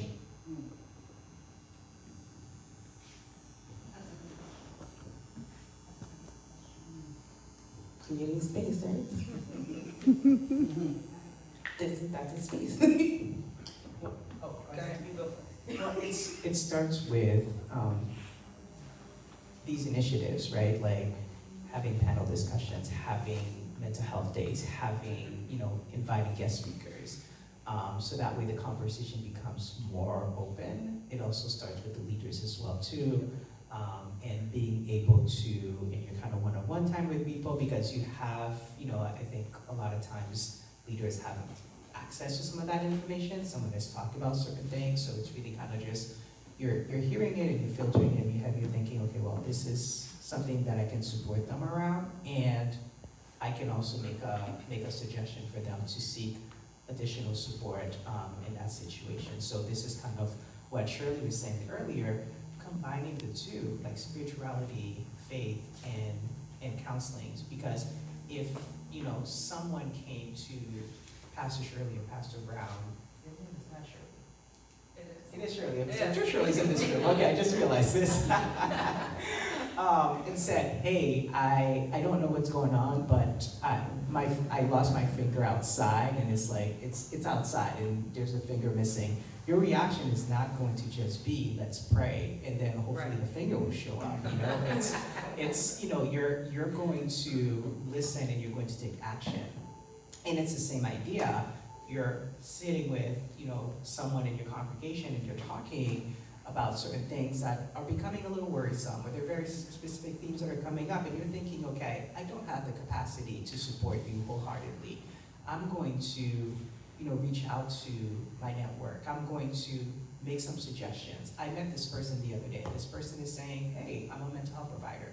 I'm going to give you that person's card and strongly encourage you to talk to that person. So those are some ways to create that space, to make that known. I think that also identifying members of the community, of that particular community who are already in the mental health field, because there's a level of trust that may or may not happen. I think it's also a double-edged sword, because sometimes if you are a therapist in the community where you go to church, people may feel some ambivalence about, like, you're gonna know my business and I'm gonna sit next to you at church the next day, so that's not gonna fly. So it's being able to, so it's a double-edged sword. So you can identify, members of the community who are in that field and let them be known as resources, but sometimes it's helpful to just go outside of that because of, again, that kind of that double-edged sword that exists. But, again, going back, it's, having more of these events.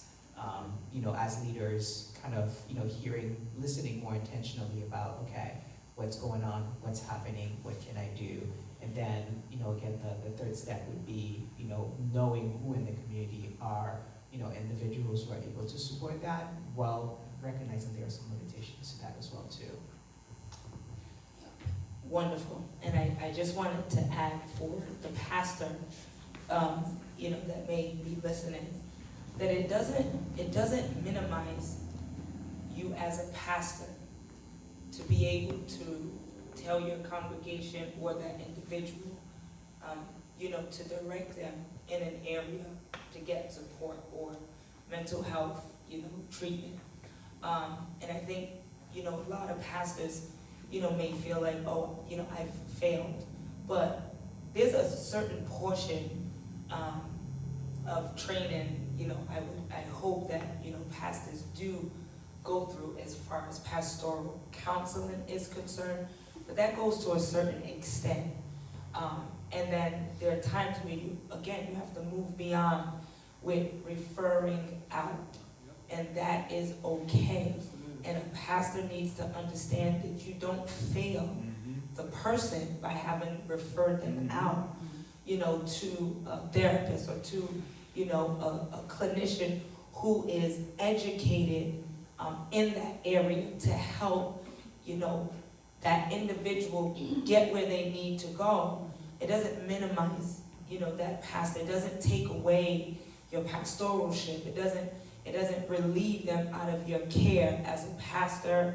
One of the things, when we speak of that and creating that space is having like Raul said, having those open conversations, bringing that dialect in the church, talking, a lot of, my youth, they say to other youth, but we don't have that problem because my mom's a therapist. Like my kids will say, yeah, my mom's a therapist, she lets us talk.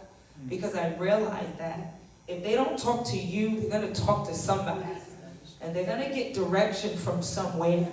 And then the direction that they do get, if it's not the direction that you would have preferred, you should have gave them time.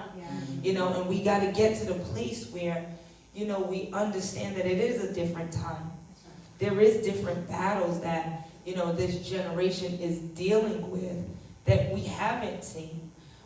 There's a lot of doors that have been opened, and as Dr. Mosley has stated, some of this is genetic, previous positions that is coming out more now. And so we don't have to understand everything. We just, as Doctor said, be present in that moment. Let them feel you being present, but still understanding that, we want to direct you in a direction where you can get the help that we can't give. And I teach this even with families that I talk to every day. It is okay that you don't have the answer. But we need to send you somewhere where you can, receive that help. And the church needs to understand that it doesn't minimize prayer. It doesn't minimize deliverance. It just adds. Because I say all the time, in church where we're having people get delivered, or we want them to be delivered, but we don't have any, we haven't presented them something that they can hold on to after being delivered. So then they're delivered and they go back because they don't have the substance. And so just speaking spiritually for a second, we're presenting deliverance without salvation. We present salvation first and then deliverance, because salvation will keep them when they can't call you. You know, they'll have something that they can hold on to. And so, you know, in the other segment, man, implementing this into the church is really vital. And what Raul said and what everybody has said, understanding that pastors need to know that they don't have to have all the answers. And they will not. They will not. You will not. We will not. In my church as a pastor, I don't have all the answers, and it is okay. A person would rather you tell them I don't have the answer than you to give them some answer that's going to lead them in a way that's going to hurt them more. It's okay. And from experience, this church and state now is breaking down. Yeah. Now the state needs the church and the church needs the state. What do you mean? By all the resources that the state and all the professionals that, all of you professionals, we, church, needs you. But also you need us as well, so that we can close that gap, so that we can bring families to you and say, you can help us prevent, and like you said, have substance, so that when they do have a problem, there's somebody that can help quicker than what we can do. So this church and state, where we need the church and the church needs the state, or the whole, everything, including drugs, including everything, medical, everything, we need to be open to one another. Can I just add one more thing? In this safe space that we talk about, this breeds a non-judgmental space. The church will, when people come in and they need, and they have to say something and talk about the things that they're dealing with, and let me just say, it's not just those that's out there. Some of our kids inside of church, born and raised in church, that's what they know is church, are dealing with stuff. They are dealing with things that they have been afraid to say because they don't want to be judged. Because they don't want to be looked down on. They don't want to be made to feel like they're less than. And so we create a non-judgmental space that whatever you say, it's going to stay here, and we're going to be okay with that. We're not going to throw oil on you and throw you at the altar and stop slapping you from your head to your toe, you know, telling you drink this oil because this is coming out. No. We gotta have compassion, and we gotta have sensitivity to what they bring to us. That's right. And we cannot automatically just, you know, you're going to hell. Well, we're all going if we don't get right and handle our business, you know, but we all have things that we're dealing with. But these young people need to know that they will not be judged. And let's just, I mean, really, let's just say it for what it is. When they come to you with, you know, the thoughts that they're having that, you know, are homosexual thoughts or, you know, suicidal thoughts, you can't just say, well, you know, Jesus wouldn't like you to have it. I mean, we gotta let them know that, listen, in the now moment, like, we gotta deal with you for where you're at. Like, we gotta help you for where you're at, and we cannot just throw, you know, Jesus down their throat, make them feel like Jesus is gonna hate them, and that he ain't gonna. And so when we do that, then we see this generation that says, well, I don't want that. And that's why they don't want to be around. Because they say, well, if you're going to make me feel like this is how, you know, Jesus is going to make me feel. No, Jesus sat among the worst of them. That's right. And he made them feel like just like the next person.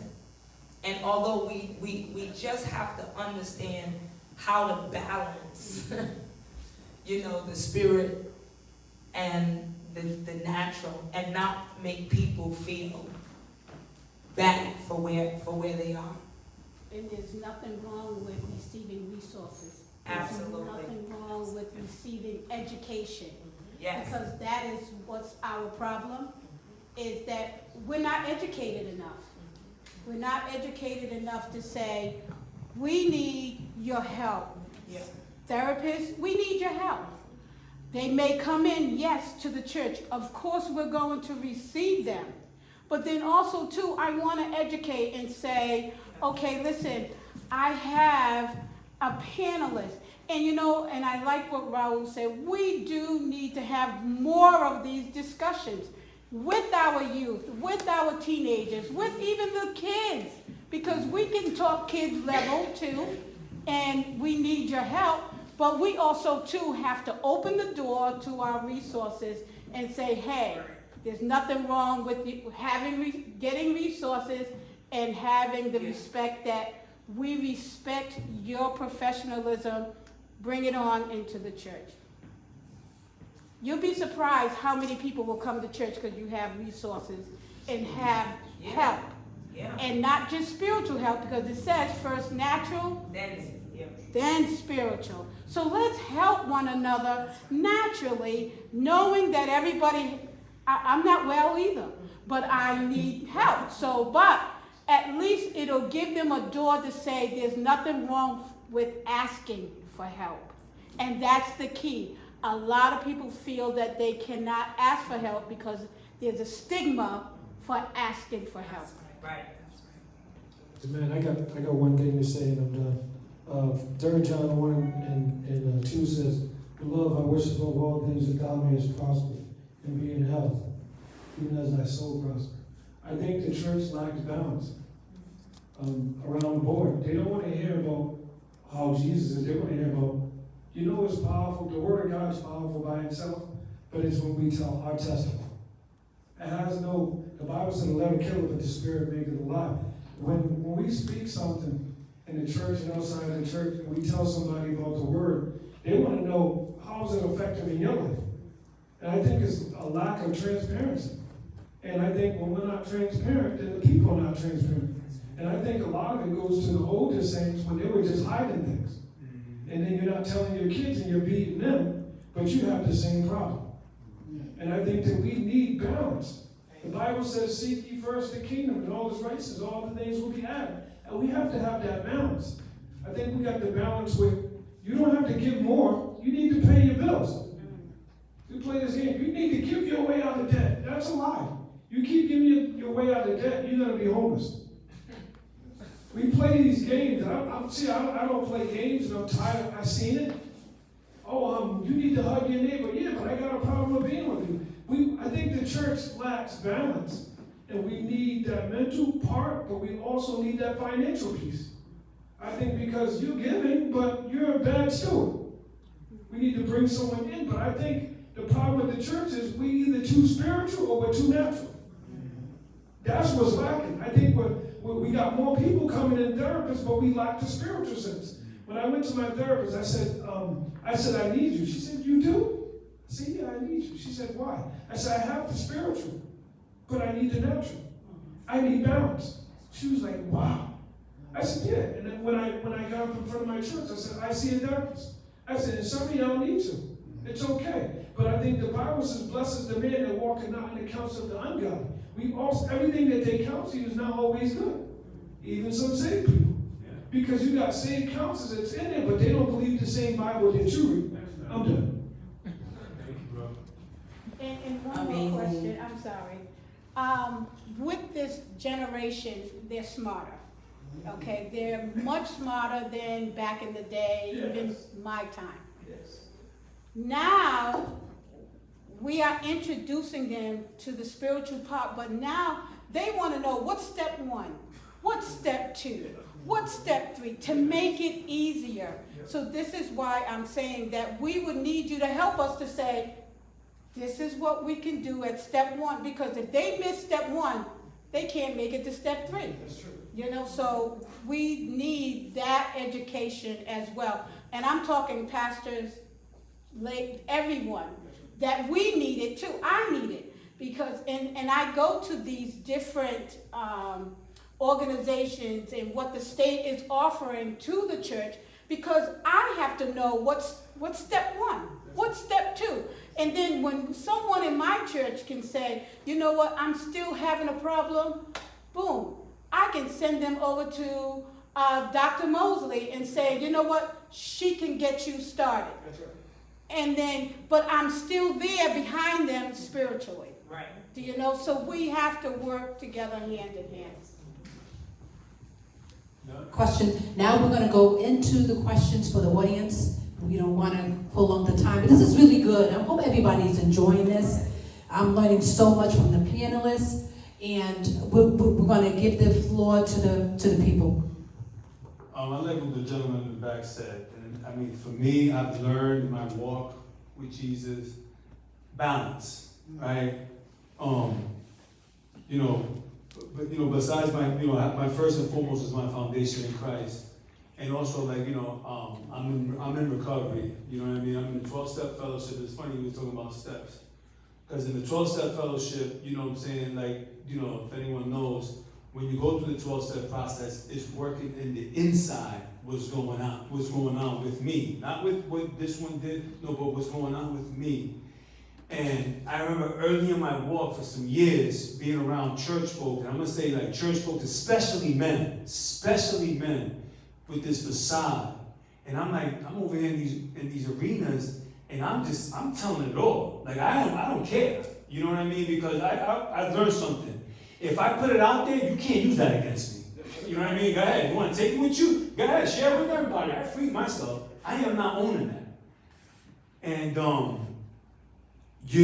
just being in, just having a balance, because everything is not for everybody either. I've learned that. Even church folks gossip too. You know what I mean? And I got to look for, and I've learned in my process, finding those people, I usually look for people because, like the gentleman said in the back, man, not everybody reads the same Bible. You understand what I'm saying? People believe in all kinds of different stuff. You know what I mean? And, aligning myself with, those people that's going to help me spiritually, but, I need it in the natural too. And, I'm forever grateful for, to have the balance of the foundation in Christ with my recovery community that helps me deal with me. And just one more question, because I'm getting ready, I'm a health and wellness coach, and that's one of the things that has helped me tremendously, mind, body, and spirit, working on all those things, having a balance and all that. Dealing with insecurities, low self-esteem, overcoming these things with the foundation in Christ and the 12 steps of recovery. I'm getting ready to start going into a school, a high school, in the next few weeks with kids that deal with, substance use, trauma, and, all these things. And now, now more than ever with this, I don't know how to approach it. This is one of the reasons why I wanted to, ask this panel. When we're dealing with children, because I have a thing, if you're over 18 years old, whatever you decide to do, cool. At the end of the day, whoever comes to me, I'm going to help you regardless, whatever you want to identify yourself with. You know what I'm saying? But when it comes to children, you know what I mean? And I'm I'm 10 toes down when it comes to this. You know what I mean? But I need to find a way, or maybe get some suggestions how to go about it. But with this confusion that this world wants to sell, to the children, how these schools and government want to indoctrinate our children. You know what I mean? Indoctrinate our children. You know what I'm saying? With this. I feel like a cat, I feel like a dog, I feel like this, like that, you coming into my bathroom, I almost lost it a month ago. A man walking in a women's bathroom. I said, man, if my daughter was there, I would have been right in that bathroom. How do we deal with this, especially when it comes to kids? And I know, you know what I'm saying, you know, body language, tone, all that stuff, like, you know, I just looking for, you know, suggestions or how to go about this.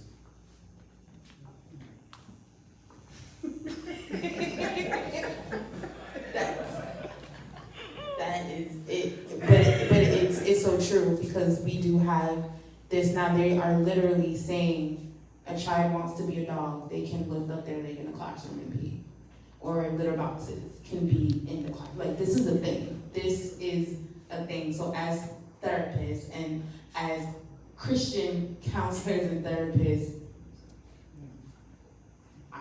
how do we answer that? Dr. Mosley. We gonna come to you. You know, I want to hear from Dr. Beeble first, right? Because she's now also in a school, and I want to hear what you know, if any of this has come up in her space. You know, and then I'll make a comment. All right then. So I believe this might be called speciesism. I have not actually had that happen, and I actually am working in an independent school that is a Christian independent school. But to your question around, so a scripture that comes to mind for me is like, right, like, you're in the world but not of it. Yeah. And so we, again, to the capacities that we can, we advocate, we make our voices known, right? And so individual voices can only do but so much, but we have to find and be in communion with community, right? And so I think that's one thing that I would encourage. Like, if things are happening, and I don't care whether it's in your church community, your state community, like all of these domains have their governances. And so that's where we exercise the power of our voices through vote, right? Like, we do have to build coalitions that are, that represent who we are and what we believe and what we want. And we have to challenge, right? That's important. We can complain all day, but you have to be active and you have to be advocating. So that's our civic duty and responsibility. In terms of laws around, you know, bathroom situations, I will say this. I am an advocate for, please don't hate, I am an advocate for bathrooms. Don't label. You gotta, if you want, you can have your bathroom for men, your bathroom for women, and you can have a bathroom. People get to choose, right? And there's no harm in people having the right to identify as they choose. And why can't we have bathrooms where you have your gendered bathroom and then you have the bathroom? And whomever chooses to go into the bathroom can go into the bathroom. And if, as a woman, I feel more comfortable not using the bathroom where whomever chooses to go into the bathroom and I want to go into the bathroom that's for women, I have the right to choose to go to the bathroom for women, right? And so I say that to say we are in and we don't have to, we don't have to agree with everything, and everything is going to be happening, right? And so how do we then hold true to whatever our values are and how we choose to, you spoke of indoctrination. And again, I'm going to expand that to a moment and just say, in families, our values are, we're indoctrinating our children from young. We all engage in indoctrination, but we also oppose indoctrinations that we don't agree with, right? That is true. And so if we are a community that feels that we are not being represented, I say get active. and find your like-minded folks, no one stops petitioning, no one stops advocacy, no one stops that power to vote. Now they're trying to mess with it a little bit. But we still can go to the ballot. Right? And so, again, I think about it in terms of these sort of tiers because, you know, one may identify as Christian, Muslim, Jewish, whatever your religious affiliation is, and whatever that scripture that you hold as your anchor in your life, your faith, if it teaches against what you're seeing is these trends that are happening in the world, that doesn't mean you have to give up what you believe, right? It means that you then get active and advocate for the community in which you are a part.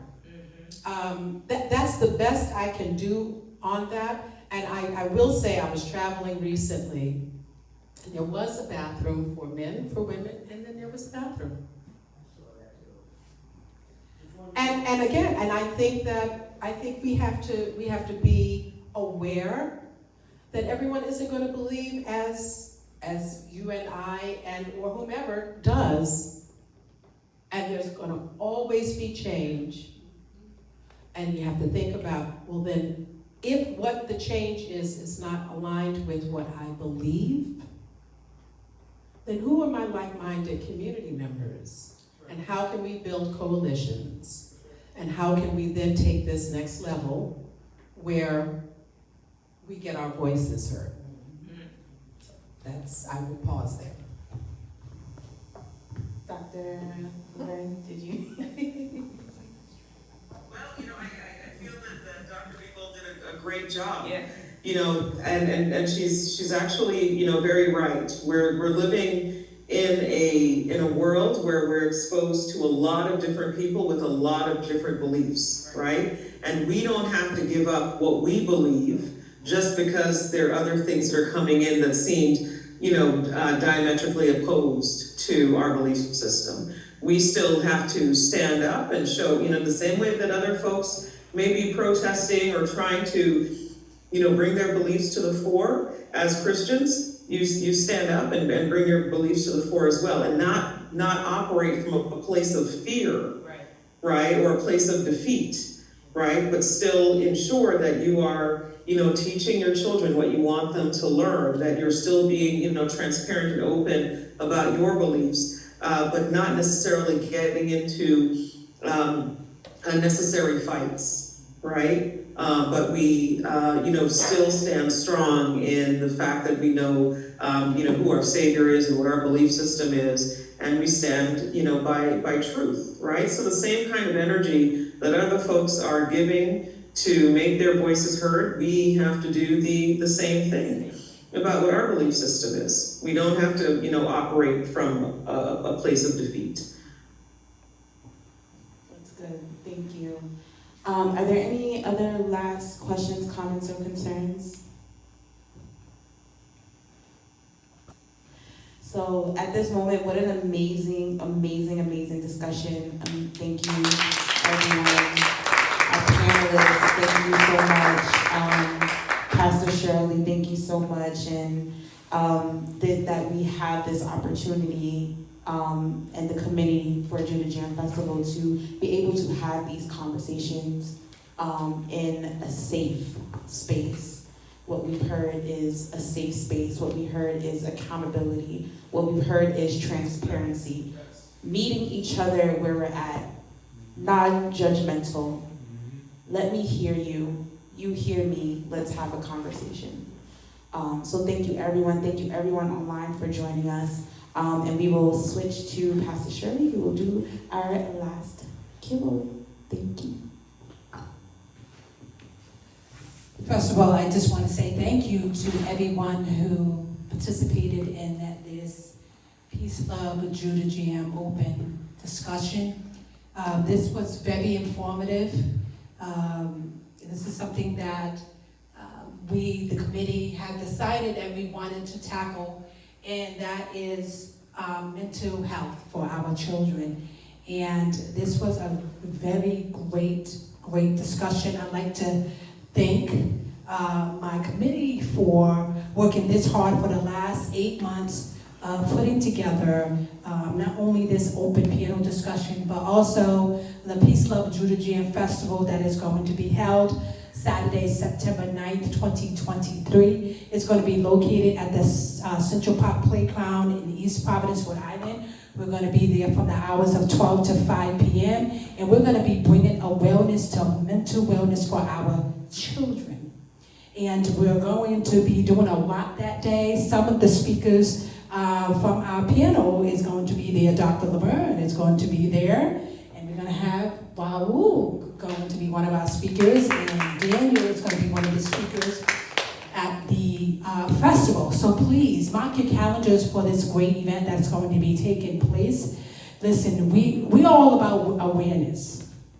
And this is what this ministry is built on, is awareness. And for the last 40 years of this ministry, my parents before us had stood on outreach. And that was something that went back as far as we was even thought of. But today, we are continuing that legacy to be a help and a support in our community because we know that this is very, very vital. And I loved how our panelists have spoke on it needs to be done more often.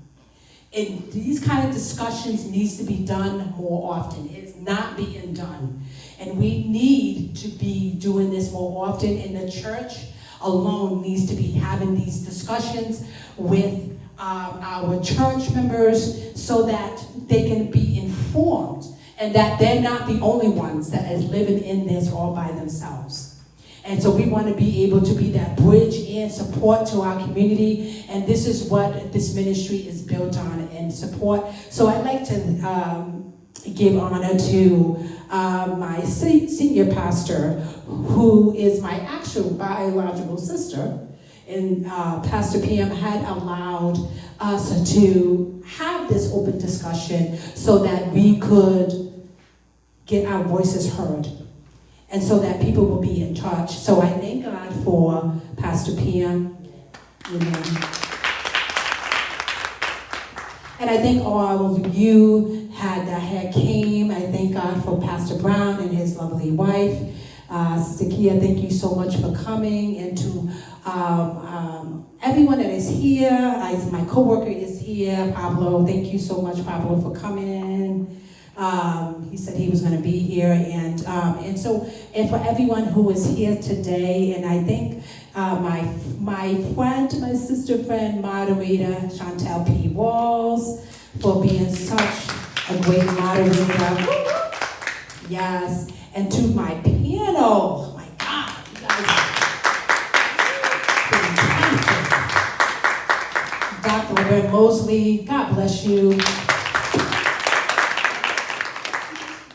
Thank you, Dr. Lisa. Thank you so much for being here. Thank you, Raul Wallace. Thank you so much.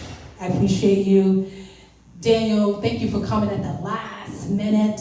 And we can't wait to hear you at the festival.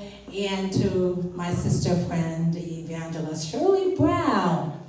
So we thank everyone for participating in this open-end discussion. Please, let us not forget how important mental illness is. It is very, very rapid. I see it every day at work, every single day. It's not just the adults, it's the children as well. And so we want to be able to keep on having these discussions, have it every single time when we feel the need to do that. So right now, if everybody has a ticket, does everybody have a ticket? We don't want to close. Oh, Dr. Laverne says she doesn't have a ticket. Okay, so we gave away the first prize, that it was a gift basket with lovely games, and one of the participants, he had won that. He has won that. And so, okay. This is an $80 value to Sky Zone. No? No? Did you say $80? USA. United States. Oh, United States, sorry. $80 value to the United States, where you can take all your children to have a fun-filled day. So we're gonna have one of the panelists to choose the winner.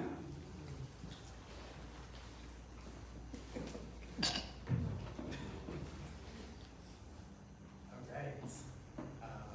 Here you go. Thank you.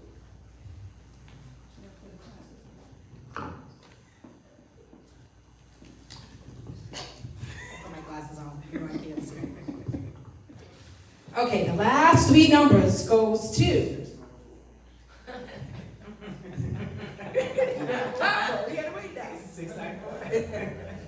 7,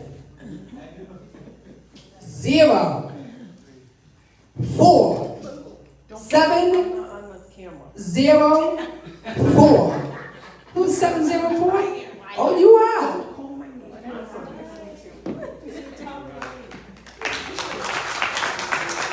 704? Okay, the winner goes to Shay Lawson.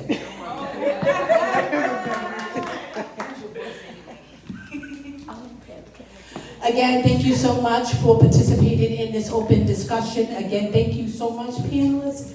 You guys were so great. We appreciate you. If you want to be connected with these fine therapists, I know that there's a website. This is what I learned from my doctor, Psychology Today. You can go to Psychology Today and you can pick out your own therapist and your counselor. You can even go under your insurance plan to see what they cover, and you can pick out your own therapist, even for your children as well. Psychology Today is the place to go. But if you want to be in touch with one of these fine panelists right here, go have a conversation. Go have a conversation with them and be connected, and we will continue to stay connected. Again, please support the Peace, Love, Judy Jam Festival that is going to be held next month, September 9th, 2023, and we will continue to have this discussion. All right, so all hearts and minds are satisfied. We're going to have our pastor come back up. She's going to come back up. Our pastor, she's going to come back up. She's going to give our final words, and our final words, she's got to go have to put her shoes back on.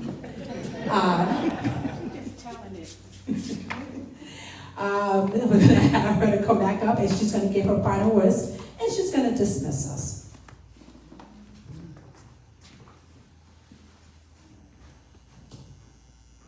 God bless everyone. First of all, I want to say thank you. This is just the beginning. This is just the beginning. We need more. We need more of these discussions. And not just with everyone here. We need to bring in some pastors, some ministers, some church members, so that we could open this up and let everybody know, I need help. That's the key word. I need help. And there's nothing wrong with saying, I need help. Because you know what? They say, I need Jesus. All right, that means you need help. Come on. All right, so we thank God for every one of you being here. We want to thank God for Pastor Shirley for doing this. We thank you. Thank you. I still call her Pastor Mosley. I know her brother is a pastor, but you're a pastor too. And we thank you. We thank you so much. Thank you so much. We thank you, each and every one of you. And may God just bless you in all. I'm going to call y'all a ministry. I know it's your doctorate, I know, but it's a ministry too. And it's going to expand. to be a ministry. So we just thank God for each and every one of you. Our sister church, Pastor Eric Brown and Kia, we thank you for being here. Thank you all for coming. And so we just want everyone to stand. Let's stand. Let's stand. And we're just gonna pray. We already talked about the natural part, the natural part. Now let's talk about the spiritual. Father God, in the name of Jesus, first we want to say thank you for giving us the mind that we need help, that we are crying out for help, and you're making a way by stating that we can get help and that you have professional people to help us. And we want to say thank you. Thank you for our doctors. Thank you for our therapists. Thank you for our psychologists. We thank you for all the professionals that you have put out before us in the name of Jesus. Lord, I'm asking you to bless each and every panelist that is here. Lord, I'm asking you to give them their heart's desire. And Lord, open doors where no doors has been opened before. Lord, continue to have your way and look upon your people that are here and that are watching online and even that's going to watch later. Lord, bless all of your people. You have found another way out. And we thank you and we give you all the glory.